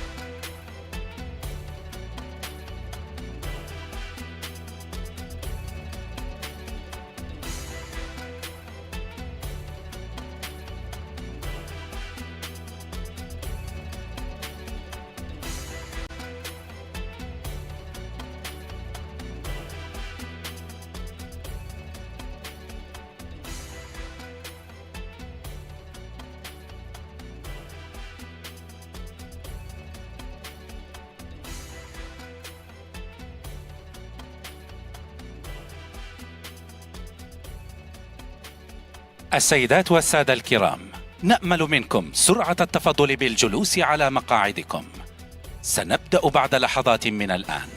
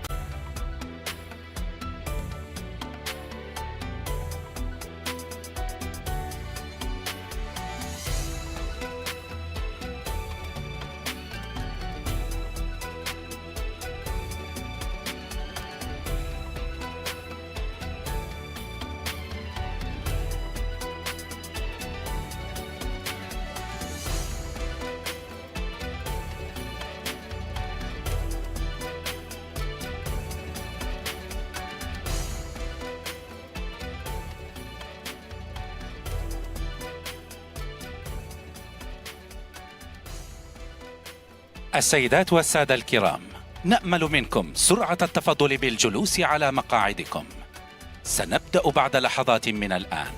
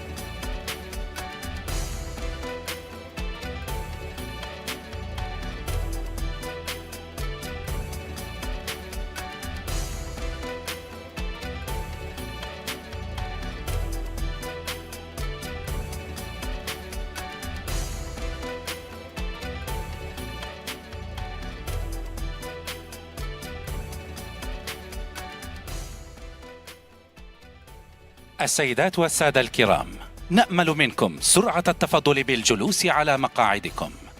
سنبدأ بعد لحظات من الآن. السيدات والسادة الكرام، نأمل منكم سرعة التفضل بالجلوس على مقاعدكم. سنبدأ بعد لحظات من الآن.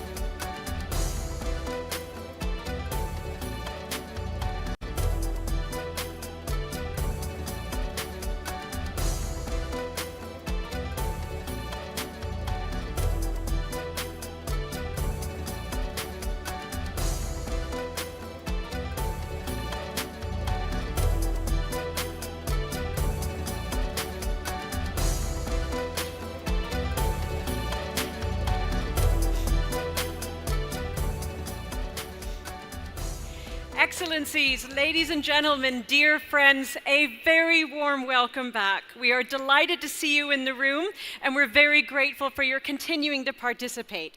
Now, I have to admit, as your MC, this is the most difficult session of the entire day because everyone's had a chance to step outside and stretch their legs. They've had some of the beautiful culinary delights by our hosts. They've hopefully had some coffee to balance the sugar and the caffeine. But now is when we start to get cozy in our chairs. And we can't get too comfortable because we have some exceptional speakers coming up, and they need to know that they have our greatest love and respect and appreciation as we welcome them to the stage. So I'm going to test all of your energy based on how loudly you can clap. For those of you who are speaking in English, there are translation packs at the back. Please do make sure you grab them, as we're going to need those for the rest of the day. But I'd like you to please, with a very energized, very loving, delighted to have you here at Gosh 7, clap and welcome to the stage. Please welcome a very special opening start to the second half of day one. We have joining us engineer Fawaz Albarech. He is the CEO of the National Transformation Program, who's talking about the future of safety in Vision 2030 and the role within National Transformation Program. Sir, the stage is yours and we welcome you. Shukran.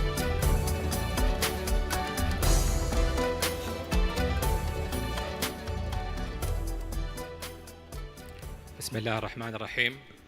الحمد لله Merciful, the most gracious. Praise is made to Allah and peace be upon the Prophet. Your Highnesses, Your Excellencies, honored guests, peace be upon you.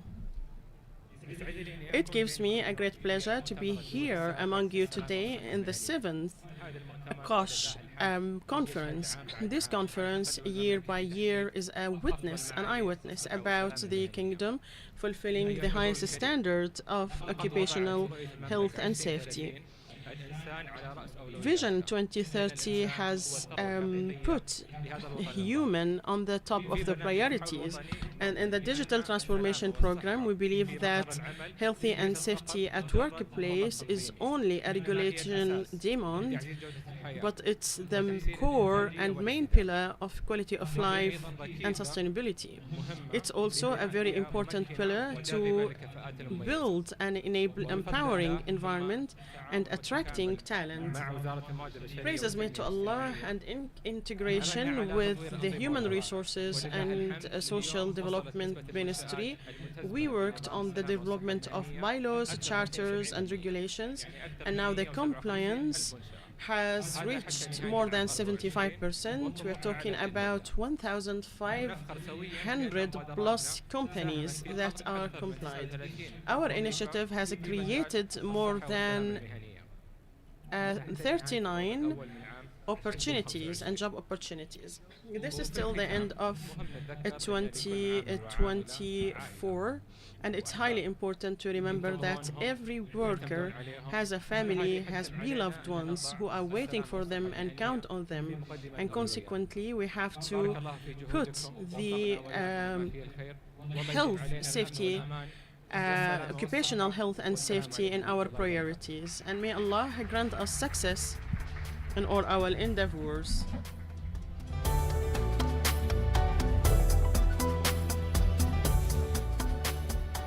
Sir, thank you very much for warming up the stage this afternoon. We're very grateful, and it's lovely to have the voice of the National Transformation Program with us as a critical partner within delivery of Vision 2030.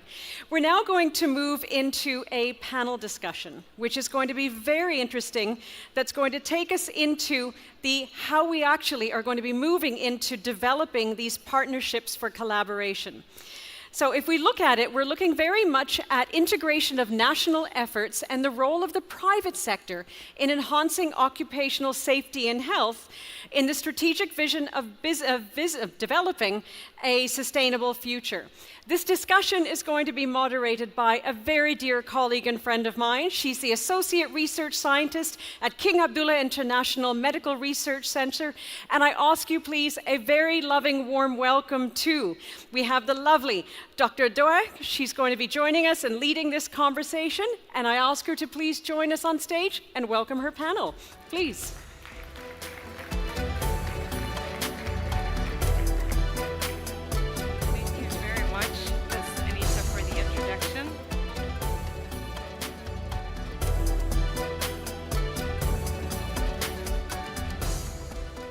السلام عليكم ورحمة الله وبركاته.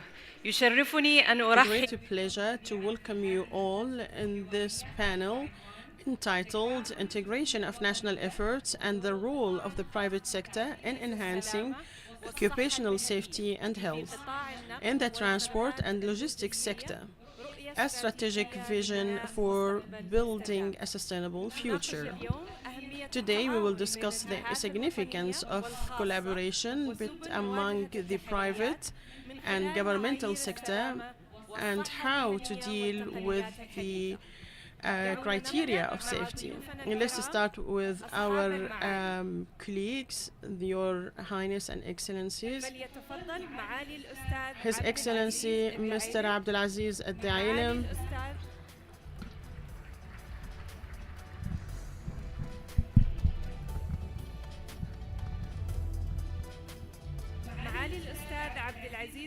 His Excellency Abdulaziz Al-Dailish is the chair of GAGA of Civil Aviation at the rank of Minister, and he holds a BA in Industrial Administration from King Fahd for Petroleum and Minerals University.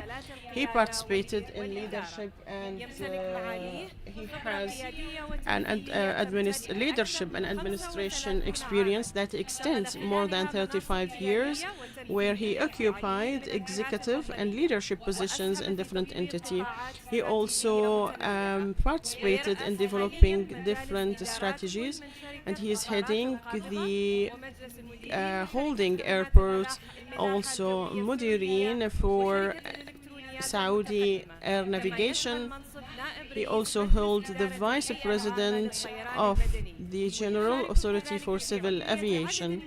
He also a member of different governmental entities in aviation, space, transportation, tourism, and defense industry. In addition that, he is a member of several committees of concerned with aviation. In July 2024, he is now head of the executive board of the Arab Organization for Civil Aviation, asserting his significant roles nationally and internationally. And now I call His Excellency Badr Ad-Dulami.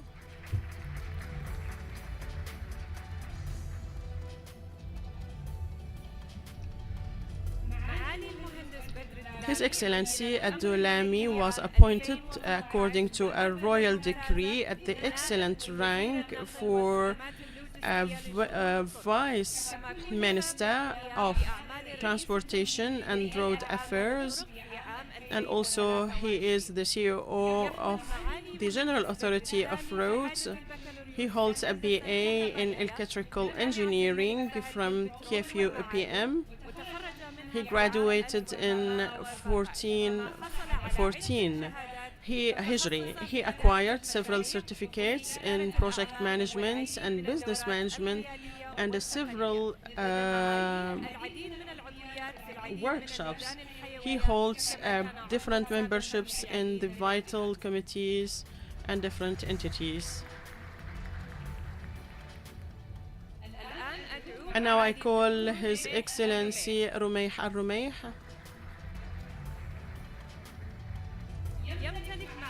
He enjoys the Vice Minister of Transportation and Logistics Services.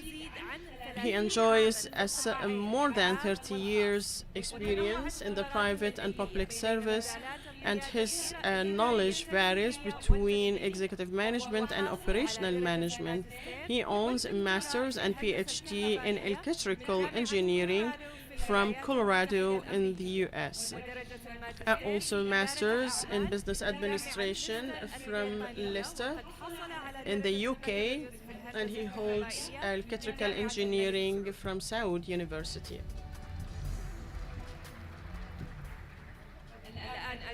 And now I call His Excellency Ali Al-Zahrani. He holds PA in system engineering from KFU-PM, and he enjoys an extensive experience in leadership and training program, among of which is an executive workshop at MCA de France, and he also attended the executive program in Washington and Oxford program for executives, as well as he participated in the Asian executive work programs. He worked at Saudi Aramco for more than 32 years. He started work in 1992, among of which is the General Director of Industrial Security and also the CEO for Safety and Industrial Program. He was appointed, according to a royal decree, a governor for the a superior authority in 2023. And finally, our international guest speaker. وأخيرا متحدثنا روب جونستون. Mr. Rob Johnston, هو مساعد الأمين العام لعاملي النقل الدوليين منظمة ITF، وقد قادها لتصبح منظمة مرتكزة على التحول، وقد كان هناك تنسيقا عبر القطاعات بما فيهم بمجالات تغطي الشباب والسيدات وغيرها. نرحب بالسيد روب وأهلا بكم.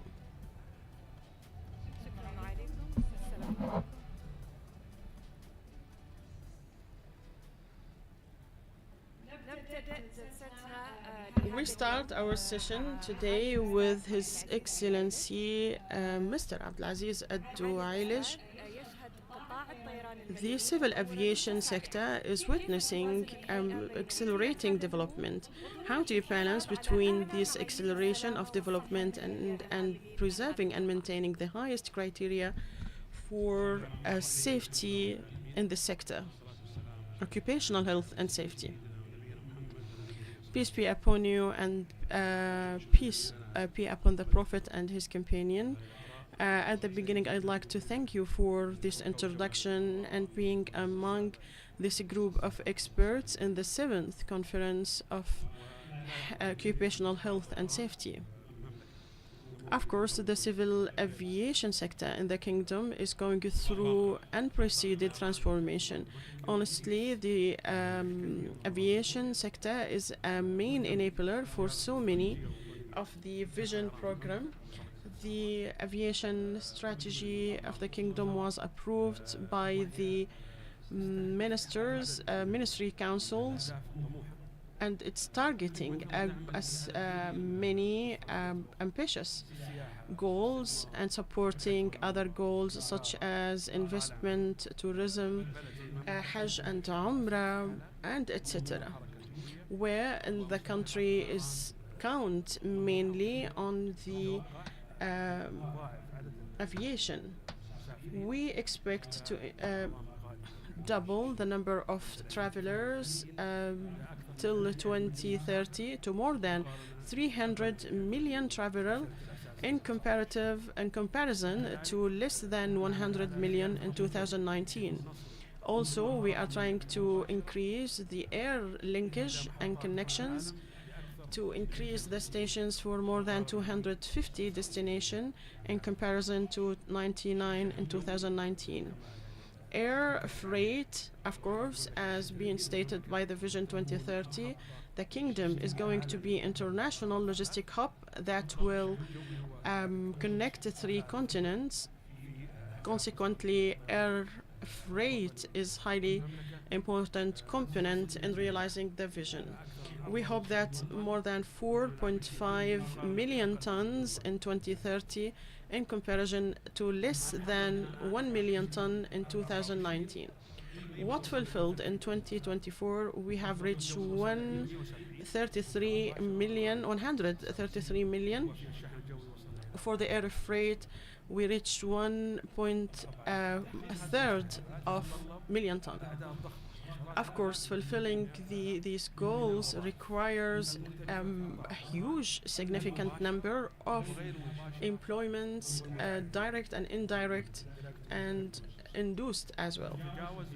That might exceed 270,000 jobs, and this is different in their activity, or what we call it under the wings, in the airports, and sometimes even these technicals who occupies are going through exceptional circumstances, whether the atmosphere, etc. So we work at the civil aviation, and also to be committed to the international criteria. The kingdom is being a member in international aviation organization, and we work under the umbrella of so many companies that is concerned to commit to the highest standards of safety in general, and specifically for the occupational health and safety for the workers in the sectors. Consequently, in a nutshell, for time restriction, we will add all the requirements, training and qualifying in a constant way. We make sure that the bylaws regulations are there to do the required regulations, regulating the duty hours. We make sure that it's committed, especially for the critical job such as the air observation. The reporting mechanism, it's highly important, and that we make sure to document it and to have safe reporting mechanism that are available for all about any risk. Also assessing the occupational risk, there will be periodical regulations for all the operation, and also according to the National Aviation Organization, international. And now, Your Excellency Badr Abdulami, is there any integration between the road sector and to raise the occupational safety? Peace be upon you all and the Prophet and his companion.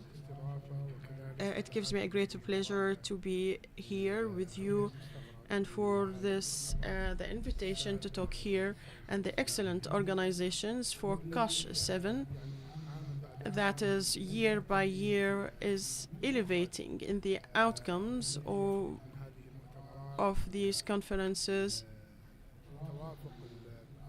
and to have the opinion consistent, having excellent recommendations that we can have that can result in tangible outcome.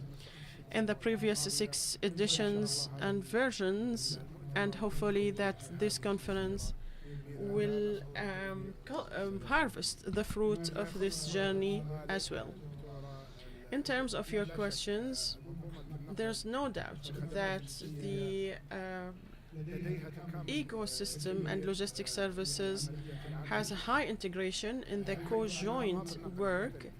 So the different pattern of transportations, whether the transportation means or the infrastructures, it's highly important to integrate. So the co-joint work is a necessity and not an option. And consequently, to have the shared goals is to support this part. And as His Excellency Abu Abdullah mentioned, that the issue of adding the kingdom as a main goal is to be the first hub and destination, international logistic hub, necessitate that everyone will work in a solid and integrated way. The road sector is not an exception, especially that it's an enabler for a lot of the program and entities, whether inside the ecosystem of transportation or outside it. And the last was harvested is to have a specialized center that is concerned with transportation safety. This unified the work, and all the work is shared towards the safety. Of course, safety has 3 pillars. The safety of the products that comes of the ministry, or it's the entities that emanate, whether for means of transportation or for roads. The second pillar is the safety of workers in this sector. And then that connects to its equality and connection later. Consequently, we all lay unified policies, integrated policies, until to come up with this project. Today in the roads, we have applied some of the policies that elevate security, among of which is the Saudi Road Code, National Code, Road Code, that is concerned about the safety and those who are going through these roads, and the safety of the workers, whether in maintaining, operation, or building these roads. Of course, the sector of road, so many are working on it, and of course, according to the nature of the workers, they usually work on the road during traffic, and that's risk. Consequently, there are rigid policies to preserve the lives of these workers and those who work in there. Consequently, we have conducted so many procedures in this sector, whether in contracts. One of the main identifiers in the contractual terms is to have safety of the worker and maintain its health and safety, and his health and safety. We also we get out of that this worker is working in a good environment, and we exceeded to the where they live or the accommodation, and we started in implementing procedures and criteria at the accommodation place in order to provide comfort and safety for the workers. So all of these we have taken in consideration in order to increase the quality of the workers' safety, and that will reflect consequently on the outcomes, whether operation or maintenance or even building. And now we also overseeing the Ministry of Transportation and Logistics Services, represented by all its components, started working with a spirit of collaboration with this council, benefit from all the outcomes, whether in training, qualifying, or even in the policies and legalization inaugurated by this council, and being reflected on the work over the whole ecosystems of transportation and logistics services. Thank you for this information and for this sequence, usually how to reach till the house of the worker. There is a sequence in the concept of safety. Thank you ever so much for the great efforts. And now here, Your Excellency Rumeih Al-Rimeih. The transportation sector over the past years has witnessed a unique transformation and had long paces. These milestones is not an incident, but it's an integration, institutional integration towards a sustainable and a safe workplace. We are not now asking about what fulfilled, but also we are asking how can we maintain and how can we enhance. And we'd like to ask you what level of integrations and its impact on the development of legalizations and fulfilling a sustainable environment. Hello everyone, and we'll start by thanking the Human Resources Ministry for organizing this conference and also for inviting us to participate. Transportation or occupational safety in transportation exceeds the workers to the server providers, and consequently, I hope that you commend the way you commended my colleague. if we have a sequence, we have regulations and we have infrastructures and upper structures. When I talk about the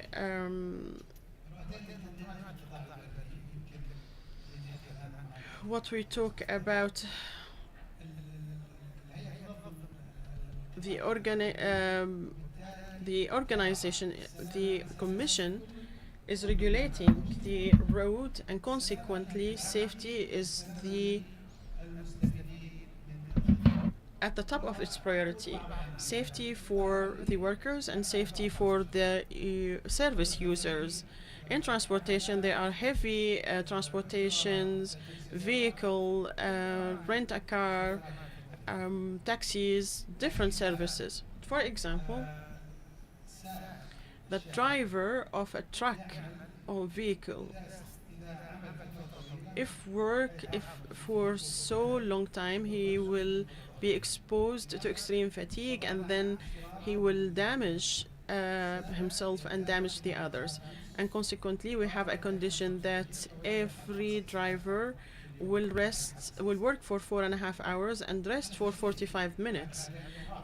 This is a regulation, and we should oversee and observe, and consequently there are vehicle tracking in order to protect the driver and the road users. Another example, the driver of a bus, he has around 40 to 50 people. His safety is important, however, also the safety of the travelers is very important. Consequently, any travel, if it exceeds a certain time, a period of time, then it has to have a backup, an assistant for the driver. For the private sector, and of course who are conducting these regulations, is usually the private sector. And I would like here to extend my sincere thanks, because they are the compliance level increased until it exceeds 90%, which is reflected heavily number of deaths for each 100,000, which was reduced at a percentage of more than 50% by the efforts, a lot of efforts, not only the authority itself. And if we talk about the rail traffic, the regulations, they have the regulations and they add safety criteria, a safety certificate, operational certificate, very rigid and strict requirements, the capability of the workers and the number of duty hours, repeating the training. Thanks be to Allah, the kingdom at the rail transportation sector is highly advanced, whether for the workers in the sector or the users of the road. And recently, the company of SAR for rail transportation has an international award from British Safety Center in 2024. Finally, the marine sector, as His Excellency mentioned by Dailij, that it's a sector being organized internationally through conventions and through the International Organization of Maritime. And maybe the most important convention is the mother of convention is SOLAS, which is safety for lives at sea. This convention stipulates severe and strict conditions for workers at the sea in terms of their safety, reoccupation, and even the environment. They live for months at the sea. Of course, the kingdom joined this convention since 1985, and of course these bylaws are being drafted according to this conviction to save the lives of those who work at the sea or the service.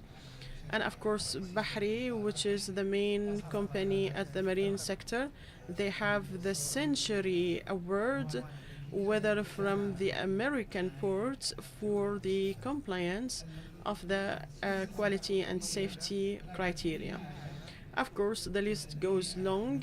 However, the good environment, proper training,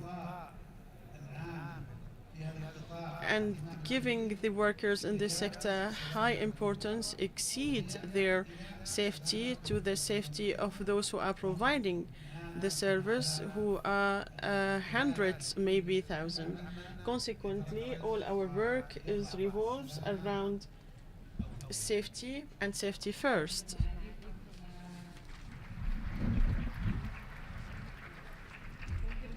Thank you. Well, you reminds me of following the hours of the drivers as well. That's also we have regulations from, for example, burning of the employments, burning, how much the employees they stay work and until they're not being burned their minds, and so and how much the also the break time and the periods that we need to provide. So of course, when you use the information, we enable those information is considered as a great value. And thank you so much for your information and insights. I would like to move to Excellency Engineer Al-Zahrani.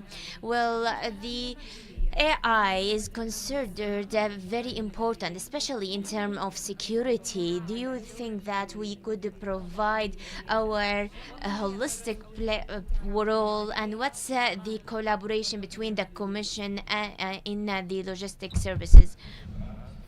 Thank you so much, Doa, and thank you so much for everyone. Thank you for organizing this forum. Thank you so much for the Ministry of Human Resources and the Social Development for establishing this type of conferences.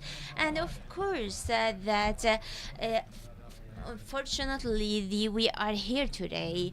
And regarding for the Industrial Security Commission, it is a high commission that observe all different sectors. We call it as a vital and with a high sensitivity sectors. We talk about the safety, security against the fire, and of course we are speaking now about also some entities for managing the chemical products. And no doubt, when I mentioned the commission, I will have to read back to listen to the story and also share with you the story of the commission. Since it was established, and it is as a decision by the patronage Prince Naif bin Abdulaziz in the middle of 70s, when they shape and structure a vision about the safety of the petrol and the all safety about the resources. And of course, in that time, the Kingdom of Saudi Arabia was in dealing with a great discussion for all the owners of the company, and this has happened. It's of course we provide a great part of the oil, and then we established the Saudi Aramco. So of course, we have established the commission in 1979, and then we concentrate, and of course the oil and the oil and the gas was the most our priority in that time, and then we develop it into involve the electricity and gas, and also until today we reach 16 services and products. And of course, the list goes on. Recently, the report and the decision of the board was to involve in the also industrial commission and collaborate with the in commission. So we issue the commissions that focus on the industry sectors, and of course, the commission issues the lessons and of course inspection among all if there is any human antecedents or if we have a death among out of those antecedents, and as well as in the other hand, which is do we align with the Ministry of Logistics. No doubt we have a great collaboration and we don't work alone. Of course, we work together as integrated business between all Ministry of the Logistics and Transportation. Of course, our Commission observe some mandate. So this, of course, we have a great integrated work with the Ministry of Logistics and the Transportation Services. We provide a technical support, whether in the railways or in the other sectors as well. And of course, we have the land bridge project that's starting in our project. For example, we were preserved about the shipment or transferring some gas, or those are very dangerous products and equipment. But when we deal with the Ministry of Energy and the Ministry of Logistics, we provide a great strategy in order to transfer the gas, since gas is very dangerous and is able to provide explosions. So we provide a great way and we issue the great lessons and regulations, of course, in collaboration with those ministries. Thank you. Thank you so much, Your Excellency. We brought us a great journey when we start, and how our efforts stay paying in this great momentum until this moment. I would like to move to Mr. Rob Josdom. هل يمكنك سماعي؟ إذا سؤالي لك أستاذ راب، شكرا جزيلا لك لانضمامك معنا اليوم. كيف العمل إذا والتحول يعمل إذا بالنسبة للجودة أيضا المهنية والسلام، إذا بالنسبة للسلامة والصحة المهنية العالمية؟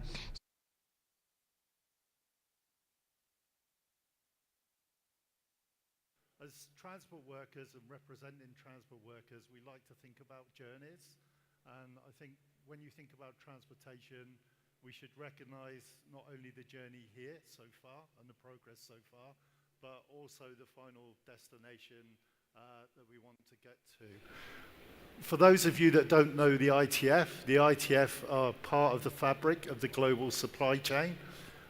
When we're working at our best, if you look at the recent pandemic, and COVID, at one point we had 400,000 seafarers stuck at sea, and we worked together with governments, employers and ourselves to make sure that all of those seafarers could finally get off their vessels and get home. That shows the potential of what we can do when we work together. Transport as it is today, it represents some of the best examples of health and safety, but it's also true to say that there are some of the worst. And what we find in the best examples, as my colleague Luke said this morning, it's where employers, governments, workers, unions work together to ensure that health and safety standards don't just exist in policies, but actually part of the fabric of the organization. And that's what we're trying to achieve. We're trying to achieve that engagement. And there is another critical question as well that we face as transport workers and transport organizations. We can already see shortages of transport workers throughout the globe. And if we want to attract more women and we want to attract more youth, we need to ensure that transport is seen as something that they want to go into for their career. And a fundamental area of that is ensuring that it's seen as a safety and a healthy job to be part of. And that's part of the conversation as well, to make sure that those fundamentals are there, because ultimately, in many, many occasions, transport workers are on the front line of safety. If you look at some of the recent air crashes that took place, it was the flight attendants and cabin crew that were partially responsible for the passengers being able to survive. And as one of my panelists mentioned earlier, when you look at drivers in coaches or trains, it's their safety, their training, their skills, their knowledge and experience that protects the passengers as they work in their day-to-day job. And so we're here, we want to work with you. We recognise progress that's been made in the kingdom, but we're a partner to the final destination. We want to work with you. We want to work with you more comprehensively, but we recognise the progress you've made today. Thank you. Thank you so much, Mr. Rob Johnston. I think also to shed light on that, our different panelists today, like for example, the panel discussion that we're having right now, it showcased the collective work from different entities and in different backgrounds, as well as the earlier panelists as well. Thank you very much again. We're continuing. نعود الآن إلى معالي الأستاذ عبد العزيز دعيلج. Your Excellency Adailish, I will, in your wide experience in airports and in the infrastructure and operation, what's the tools and equipments that you and the regulation that you follow to minimize all the antecedents? Well, if you'd like to expand what we have discussed lately, well, related to the aviation strategy, we have reached 3 million or 4 million ton. We need to expand, of course, at different sectors. The first of all, airports. We are working in depth in order to expand our airports and to reach over than 300 million throughout 2 main airports, King Salman airports, and of course it's going to reach 1 million passengers, and of course also the airport of Jeddah, King, that receive over than 15 millions, and it's going to receive 100 millions in the future. And of course we have the main airport of in Dammam. We will expand the airport. Also in Abha is going to be expanded to we have a great project to expand the airport there and to increase the operation, also numbers of all the travelers in also in Taif and in Qasim and in Hayil as well, this in north. And of course when we talk about also the airplanes, when we have flights today, the Kingdom of Saudi Arabia they have 250 airplanes and airlines in Saudi Airlines and NAS and Adel. So we have a number, and soon we will going to increase number of the flights that we have, and we have over than 500 plans is going to be involved among the 5 next years. Thus will be as a result of reaching and increasing the number of the travelers and of course the flights and the trips.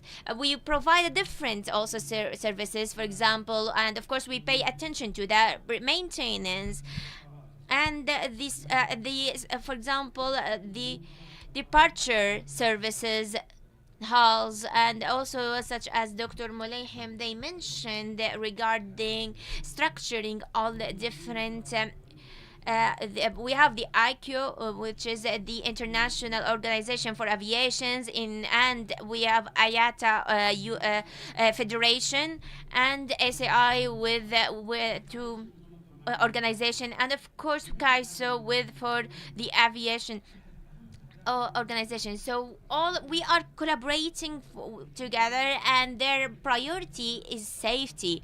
And of course we have 17 airlines. We work with the 17 regulations, and to work with the safety as well. We have the environment. We provide a different as well programs to focus on the environment to of course to mitigate the carbonic emissions as well. We have especially for the burn fatigue that would happen, whether it is for the air monitoring.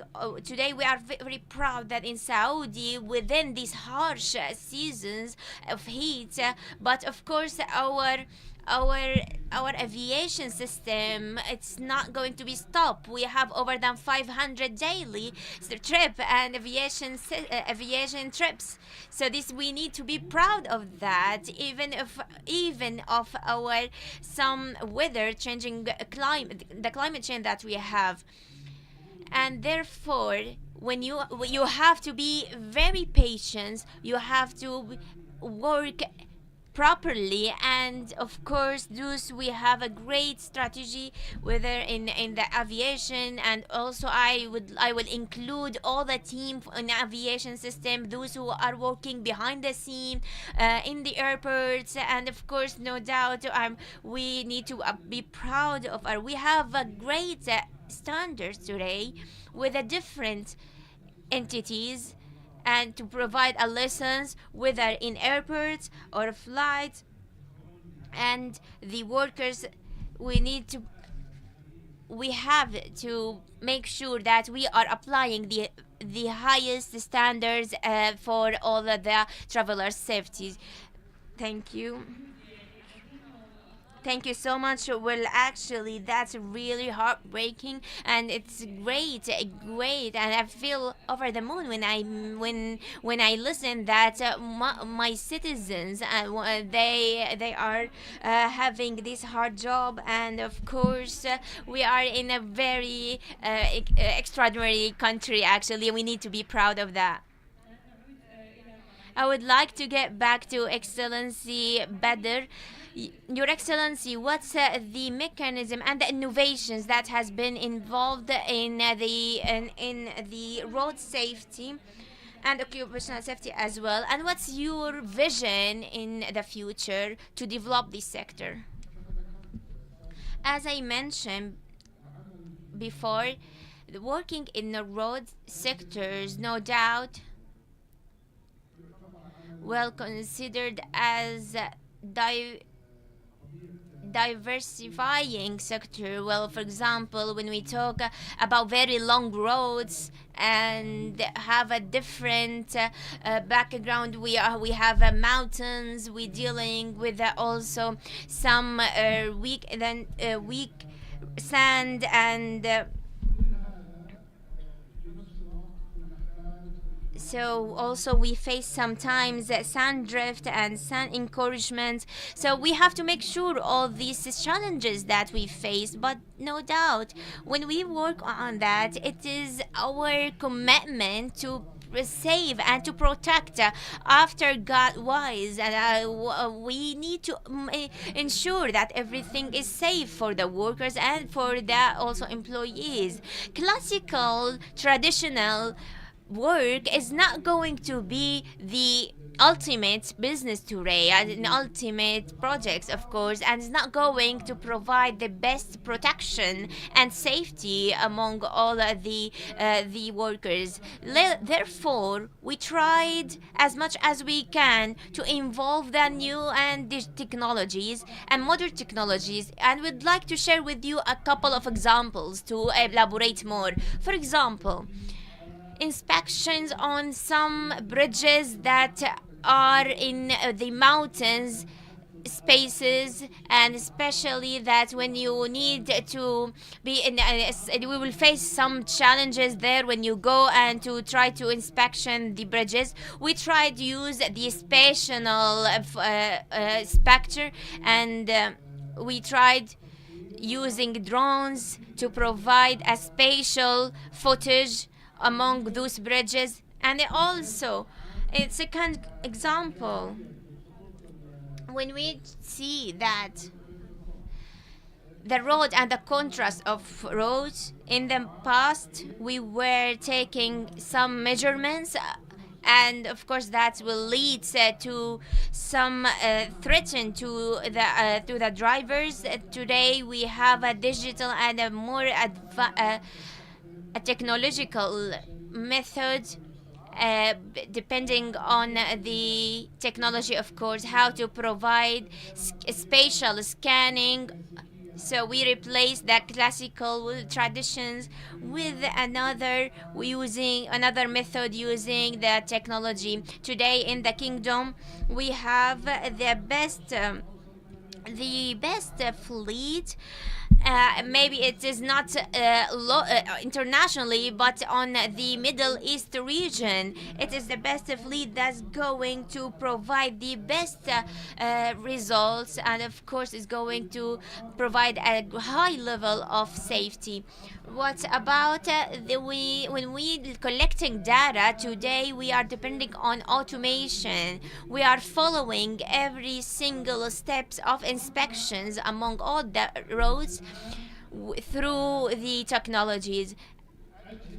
Therefore, that allow us to monitoring all data and all the roads among our 24 hours on 7. When we have what's the best dangerous thing, for example, which is the transferring project, and of course this is transferring traffic. This we try to raise the awareness among people. We try to train them and make them take a great protection as much as we can. I would like to conclude with just last technology that we have adopted in the Kingdom of Saudi Arabia, which is recycling the concrete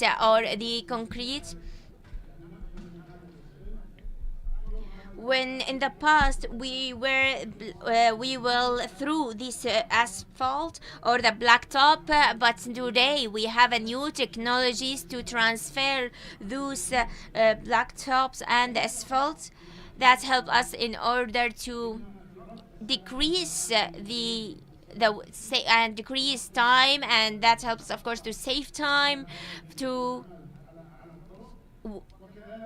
and as well as to raise the quality and to preserve the environmental part. We are looking forward to enable more of our projects and in the commissions of the roads and in the Ministry of Logistics and Transportations. We will get enabling we have been enabled by our wise governments, and we are looking forward to be the pilot in these sectors. And of course today we have in the road safety, we have established great development centers in research and in innovations. And of course, as I mentioned to you, we had collaboration with a research center as well, conducting research, and we had collaborated with a university as well. What we are looking forward, and we reached by the fortunate by God, and thank God for that. We're not going to be export of these services, but of course we are going to be import those developed services of these technologies as well, since we have a great level of enabling and a great insight among using all these technologies. Thank you so much.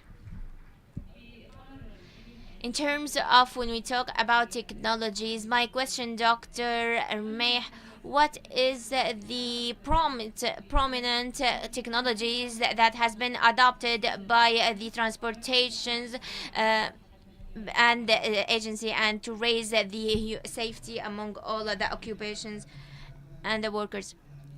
Well, of course, the occupational safety and health is our priority.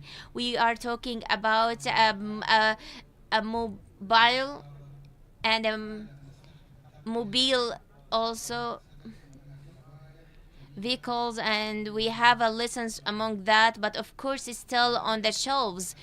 Today we are using technology. Let's talk about land. We have automation system to protect the drivers. For example, sometimes driver, they will drive more than they have to, more than the hours that they have driving in order to reach the destination that he's going there. But of course that is not correct, because maybe he's going to he's exhausted, so we need to monitoring their process. In trucks as well, we have a sensors, we have a cameras inside the trucks to protect the workers, to protect the drivers as well, and to monitoring them. This technology will serves us properly, and we have increased the number of the safety and the quality among all roads that we have. When we talk about railways, that of course train drivers, he is the reader and he is controller in that part, but however technology is must be taken apart to protect him. Therefore we use the best and the most updated sensors systems to monitoring railways. If the train has faced any problems or any issues, so those sensors going to provide indications, and it's going to stop the train immediately based on the technology. And of course the kingdom and infile organization, and they are member of the satellites as well, and the maritime organizations. With all the fleet that we have, they have some of the communication. However, today the Kingdom of Saudi Arabia exceed the numbers that we have, and they are helping other countries, those they do not able to protect the offshore and the maritime workers. Therefore, and also we established a training center, provide trainings and programs to train about the occupational safety in some centers. What we have conducted to raise the awareness of the occupational safety and the health as well. For example, if we don't have a fire gun, we need to establish that, and we need to provide the awareness about that, to provide the sprinkler for all the workers and in the vehicles as well. Thank you so much. Your Excellency Engineer Ali Al Zahrani. Well, the decision of the Ministerial Council number 50 involve a lot of different updating among the transferring of the chemical products, and also it was issued by His Royal Highness the Ministry of Interior Affairs, a decision about that. Could you please elaborate more on the best of these concerns? Well, I mentioned that the commission has been established in 1977, and then it was separated into the Ministry of Interior Affairs. So one of the agenda is to expand in our agenda in order to provide the products and programs to serve the kingdom and the citizens of Saudi Arabia. We tried also to manage and monitoring the chemical products and the chemical materials. That is very crucial, and of course they are starting from very basic products that we're using to clean our houses into the complex ones and the dangerous ones. So we involve a multiple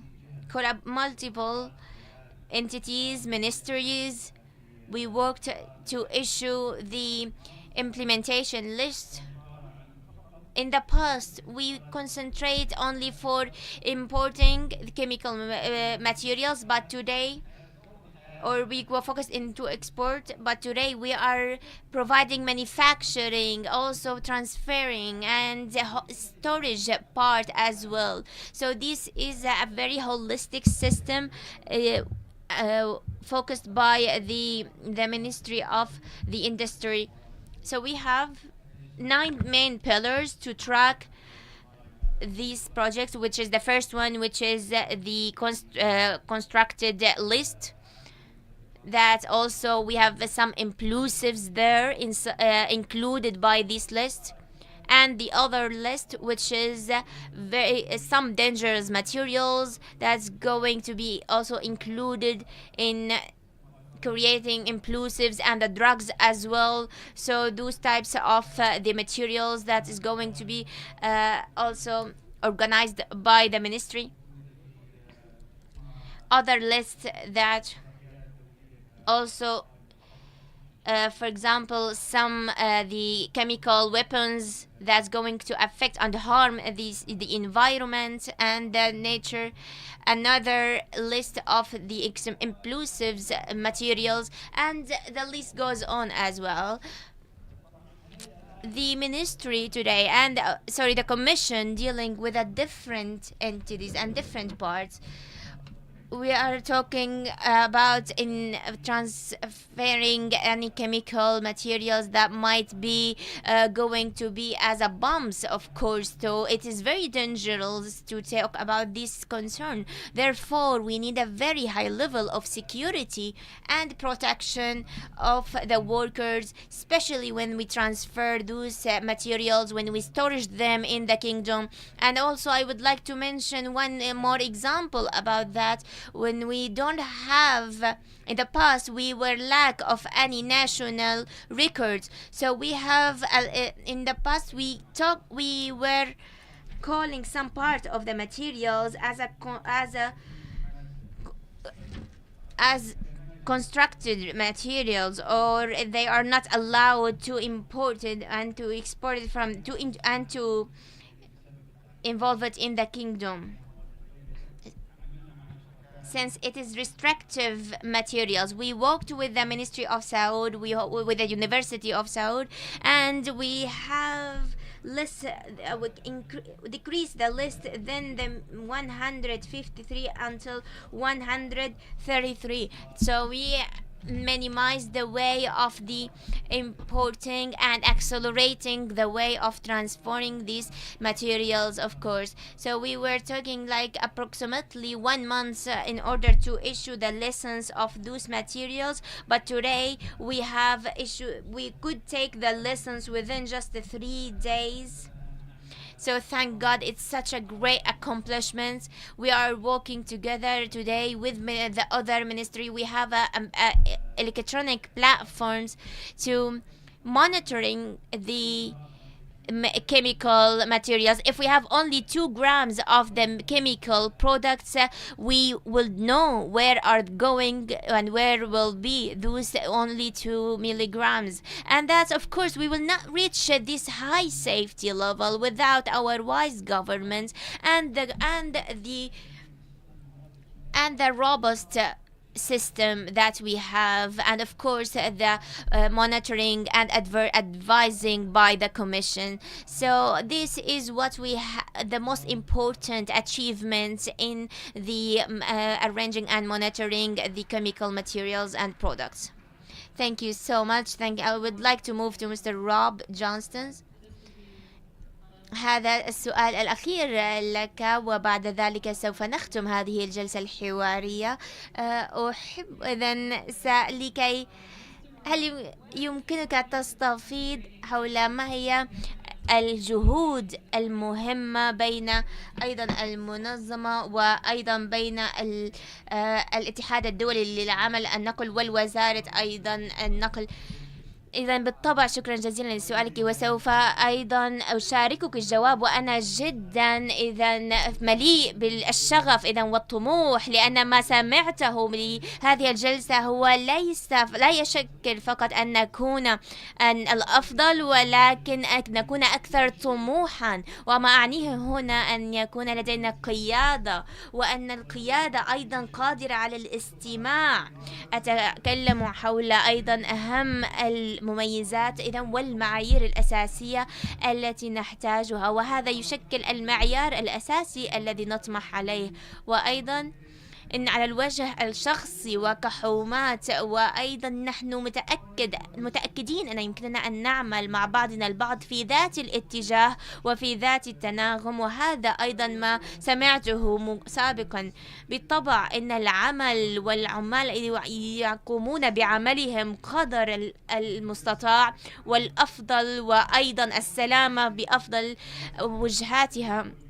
وأيضا إن لدينا الاتحاد أيضا الدولي لعمل النقل، أحيانا لدينا فرصة لنستمع، وبشكل مفاجئ لدينا يحصل حادث، ولكن يمكنك أن تعمل من خفض إذا حدة هذا الحادث الذي قد يطرأ فقط بآلية أن يكون لديك إذا آلية الإنصات لمشاكل وإذا ما يواجهه العمال وغاياتهم. وهذا إذا أيضا سأشارك معكم قصة. كنت في المكسيك منذ يومين، وتكلمت مع الحكومة المكسيكية حول أيضا على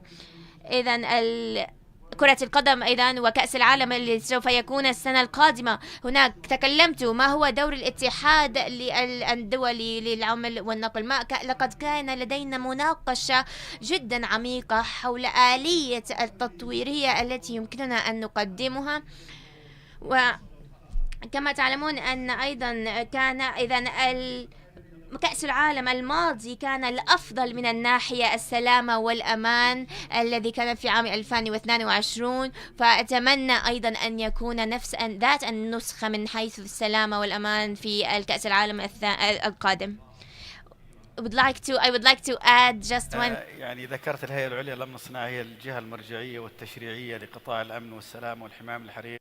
Legislations for the fires, and also how to monitoring all the chemical products, and also all the regulations. It's provided by the minimum requirements, but today we have all the managements of the industrial managements and in security. They have beyond the call of duty, and today the minimum requirements in the industry, in the commitment, now it was just reaching the minimum. However, today we are far away of the minimum. We are reaching very higher stages, and that's why I would like to pay and to share and expand my appreciation and gratitude to all the companies, entities, governmental entities for their efforts. And of course, it is not luxury what we are talking today in this conference. It is not luxury, but it is added value, and it is crucial.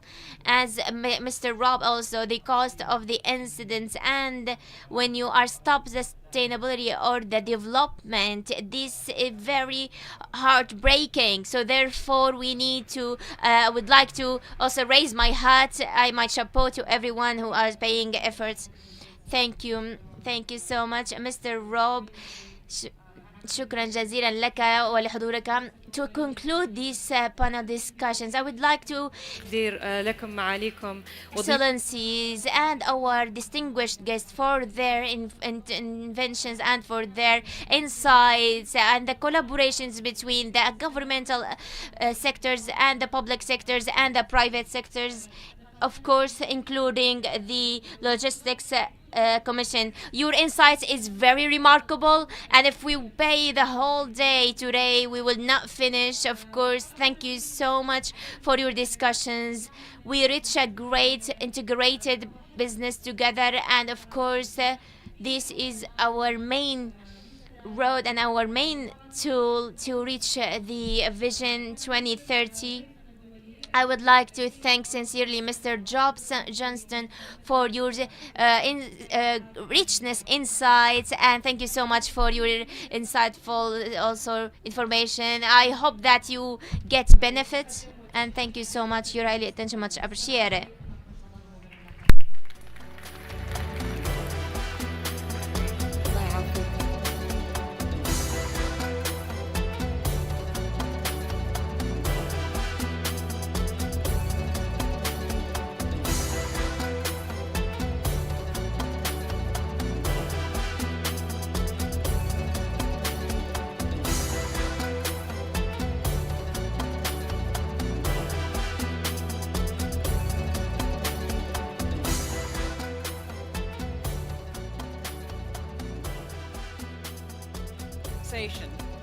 That is such an important dialogue that we've had because it demonstrates that indeed we need to have cross-sectoral engagement when it comes to occupational safety and health.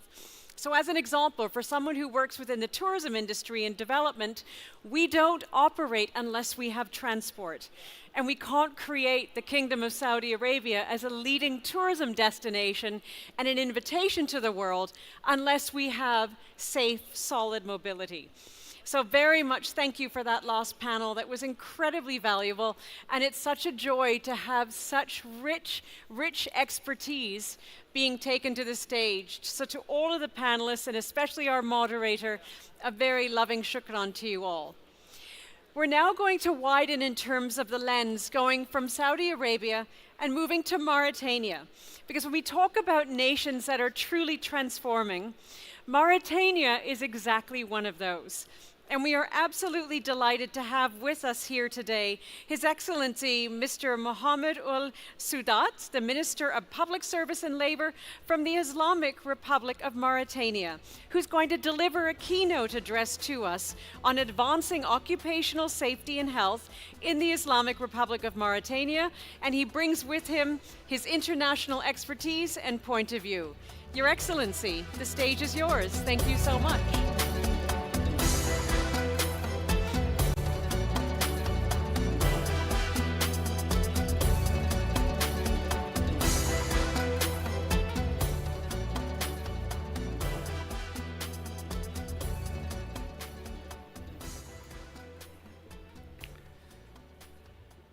بسم الله الرحمن الرحيم والصلاة والسلام على سيدنا محمد وعلى آله وصحبه أجمعين. أصحاب السمو والمعالي والسعادة، السيدات. Honored guests, peace be upon you. It gives me a great pleasure at the beginning to extend my sincere thanks and gratitude for Kingdom of Saudi Arabia leaderships, represented by its leaderships and people, for the hospitality and excellent welcoming. And of course, I'd like to note the importance of the proper organization and this initiative that reflects the pioneering and excellent role conducted by the custodian of the two holy mosques and His Royal Highness the Crown Prince Mohammed bin Salman in fulfilling the international stability and working to fulfill a more fair world and more human values. It also gives me a great honor and a pleasure to represent the Islamic Republic of Mauritania in this event that gather us today about the proper appropriate work future for a better environment and a fairer one. Your Excellency, Your Highnesses, honored guests, in a world that is the life is accelerating, the occupational health and safety is a necessity, and it can't be, there's no renaissance, a comprehensive economic uprise and renaissance without this occupational safety and health. And this will not be conducted without collaborations between governmental, social partners, and also employers and employees.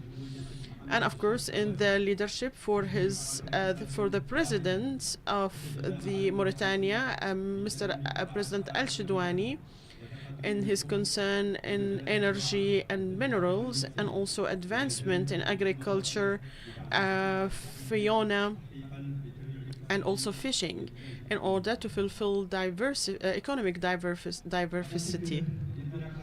The last launch for natural gas at Al Humayim field is a turning point at the track of energy in Mauritania, accompanied with a rise in metal activities in order to reach the top ranks of countries that produce phosphate and uranium. And this is a source of operation that requires efforts in order to balance the requirements of safety and sustainability. In this, and seeking the upcoming dynamics, the government worked on enhancing the infrastructure, supporting agriculture and transformational industry to fulfill food sovereignty within a comprehensive national vision that seek to build a balanced system. And within this accelerating economy and the diversity of interfering fields, there is a higher necessity to cope up with this growth within a work environment that requires and enables. In the light of the belief of Islamic Republic of Mauritania that starting from preserving the occupational safety and in coordinates with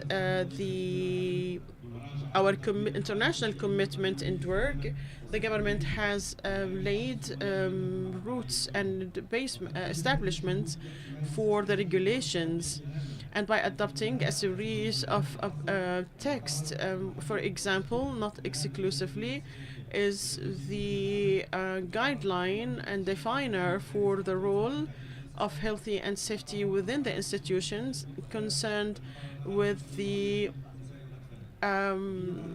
work conditions for women and kids. And within this framework, enhancing the monitoring and also for the benefit of different workers in the labor market.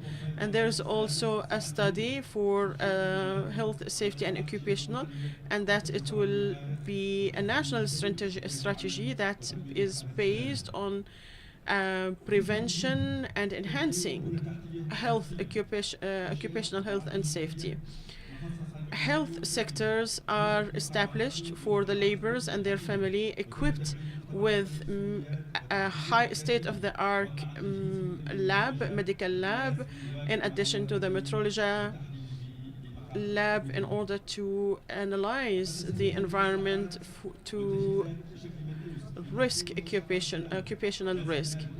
In addition, in the highest institutions, through reducing the violation and enhancing the protection mechanism. And in this context and in enforcing the safety awareness, there has been awareness workshop about the most recent practices for mining companies to enhance the work environment that is enhancing the overseeing and reporting mechanism. The workshop has witnessed a wide participation from the companies, and it will be adopted as an international and annual report for occupational health and safety.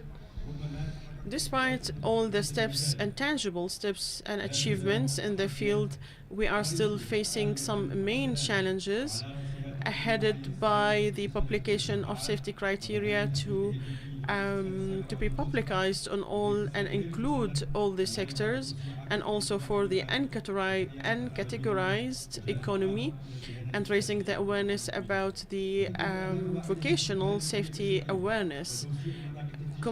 as well as the completion of the infrastructures, digitization to have the overseeing more transparent and more accurate in order to build integrated and holistic ecosystems. In this concern, our country continues its efforts in alignment under the directions of the President Al-Sheikhwani, in order to secure the rights of the law. Our participation in this conference is an extension to our commitment in towards the international cooperation in occupational health and safety. And in closing, once again I extend my sincere, heartfelt thanks for Kingdom of Saudi Arabia, and I hereby express the readiness of Mauritania to collaborate in any way towards a more sustainable future.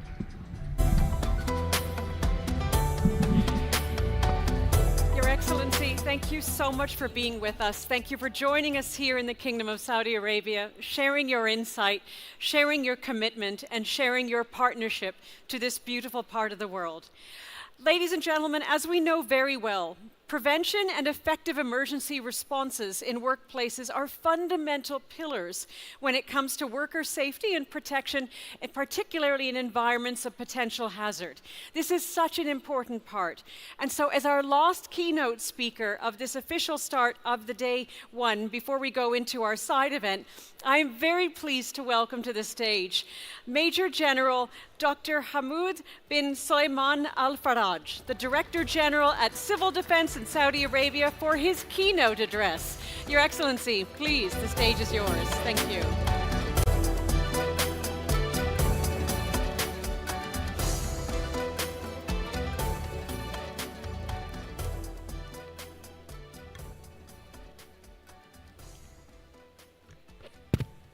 بسم الله الرحمن الرحيم. In the name of Allah, the most merciful, and peace be upon his prophet and his companion. Your Highnesses, Your Excellencies, honored guests, peace be upon you. In the beginning, I extend my sincere thanks for the Ministry of Human Resources and Social Development for concluding this conference and the accompanying exhibition, which is considered to be one of the most important goals of Kingdom and its blessed Vision 2030, and its program and its goal for the safety of lives and protecting properties. The General Directorate of Civil Defense is a reflecting and responding entity, in addition to other entities and their specialization for the accidents. Today, within this vision, in light of vision, all the entities has its own strategic plans, and also the Giga project conducted by Kingdom of Saudi Arabia at different levels.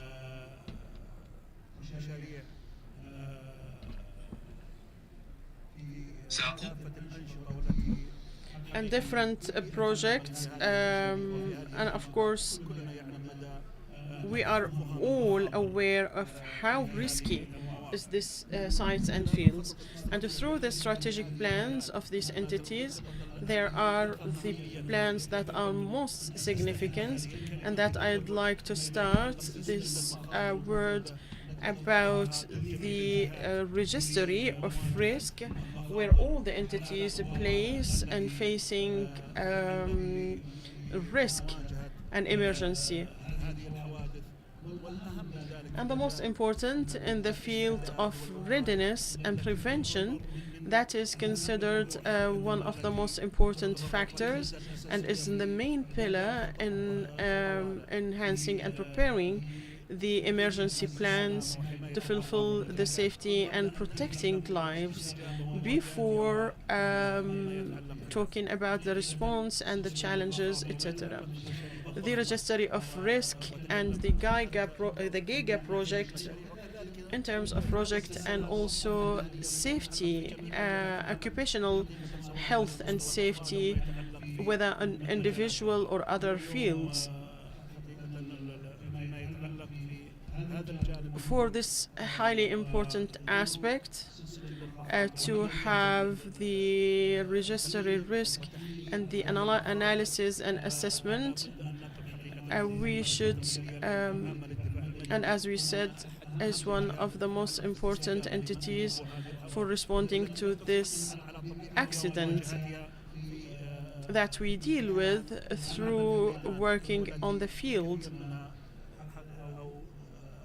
on sites. So many causes of these incidents is concerned with ignoring and neglecting this highly important aspect of occupational health and safety.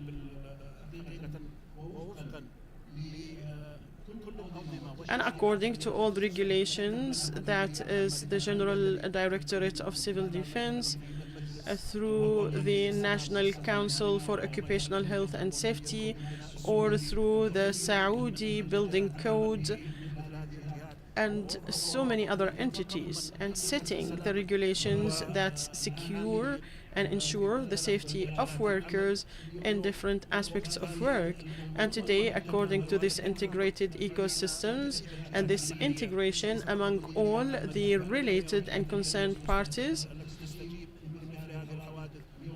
today the entities working in the Kingdom of Saudi Arabia according to this vision and this program, there are indicators are being measured on the international level, the number of accidents, number of injuries and death.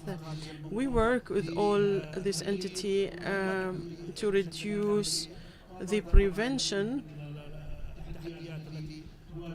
This is one of the challenges that face the General Directorate of Civil Defense.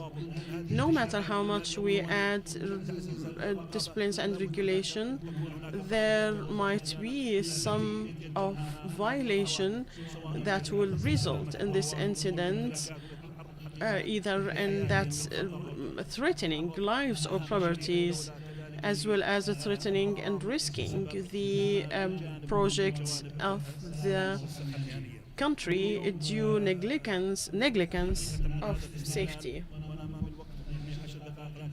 I'd like to mention that this sequence, in order to talk about the ecosystems of civil defense and this concern, today the General Director of Civil Defense is working with other entity through electronic platforms in allowing licenses and making sure that all the concerned parties and all sites are committed to the requirements of prevention and fire protection to support the highest safety criteria.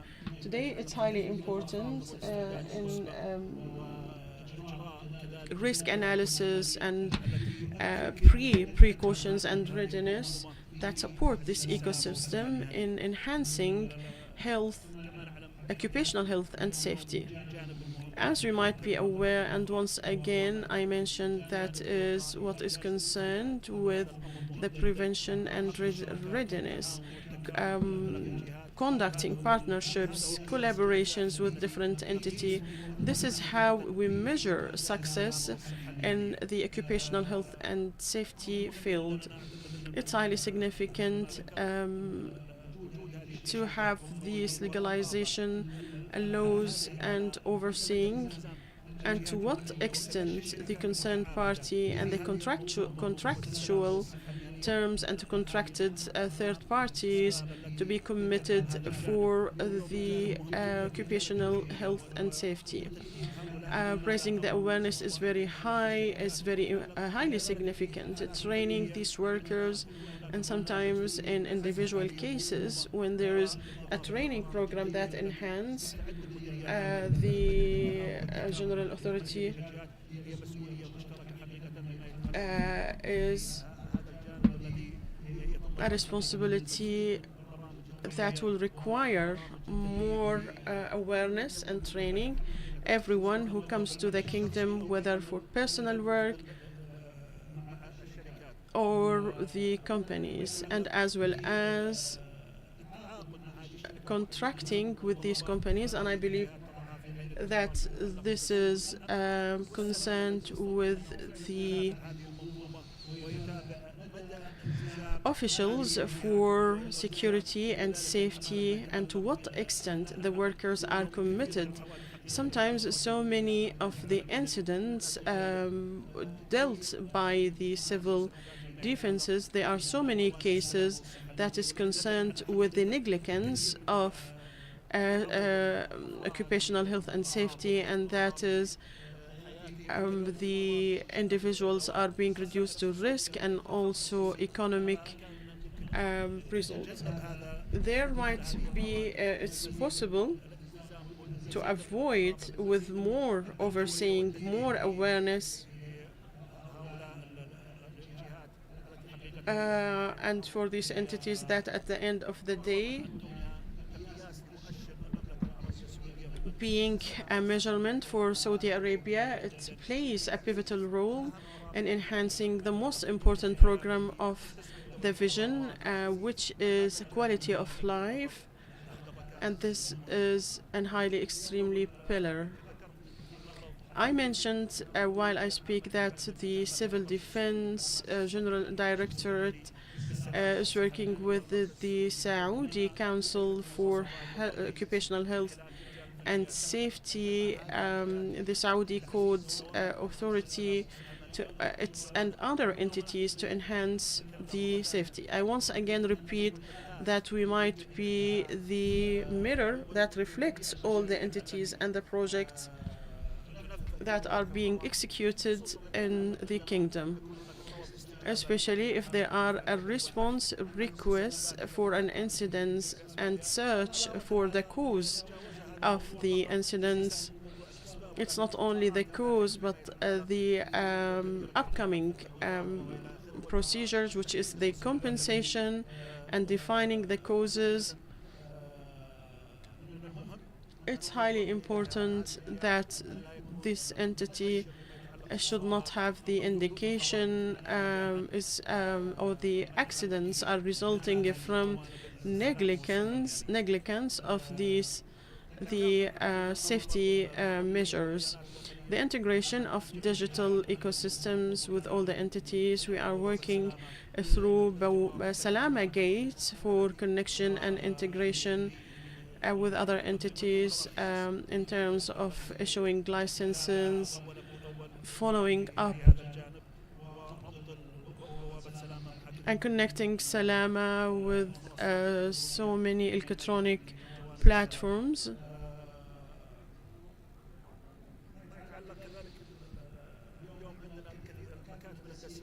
The engineering offices that are adopted by civil defense to study the master plans of constructions with the concerned parties in implementing the master plans to make sure that all the requirements, prerequisites, and are all met according to the legalizations and regulations, and also regulations at the other parties that we work in integration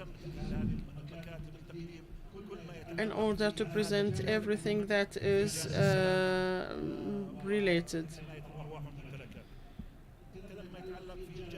As well as the very important one as integration is to have hypotheses, enhancing the emergency plans, and to have a consistency through the projects that we are working. I apologize for taking so much of your time, and stay safe and keep well.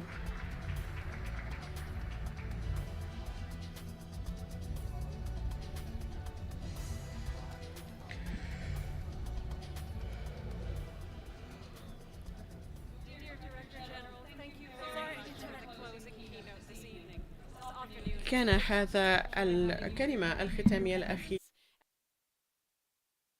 Ladies and gentlemen, dear friends, I'm very sorry to say that this marks the official close of day one. We still have 2 days ahead of us, but if we can ask you all to turn around and wave to the cameras, because we have to say goodbye to the people who are live streaming with us. So I ask you all for a very warm round of applause and a farewell to all those live streaming. Please don't leave yet the room. I have a surprise for you. But officially, we're going to close the first day of the conference and very much looking forward to day 2 tomorrow morning at 10 o'clock.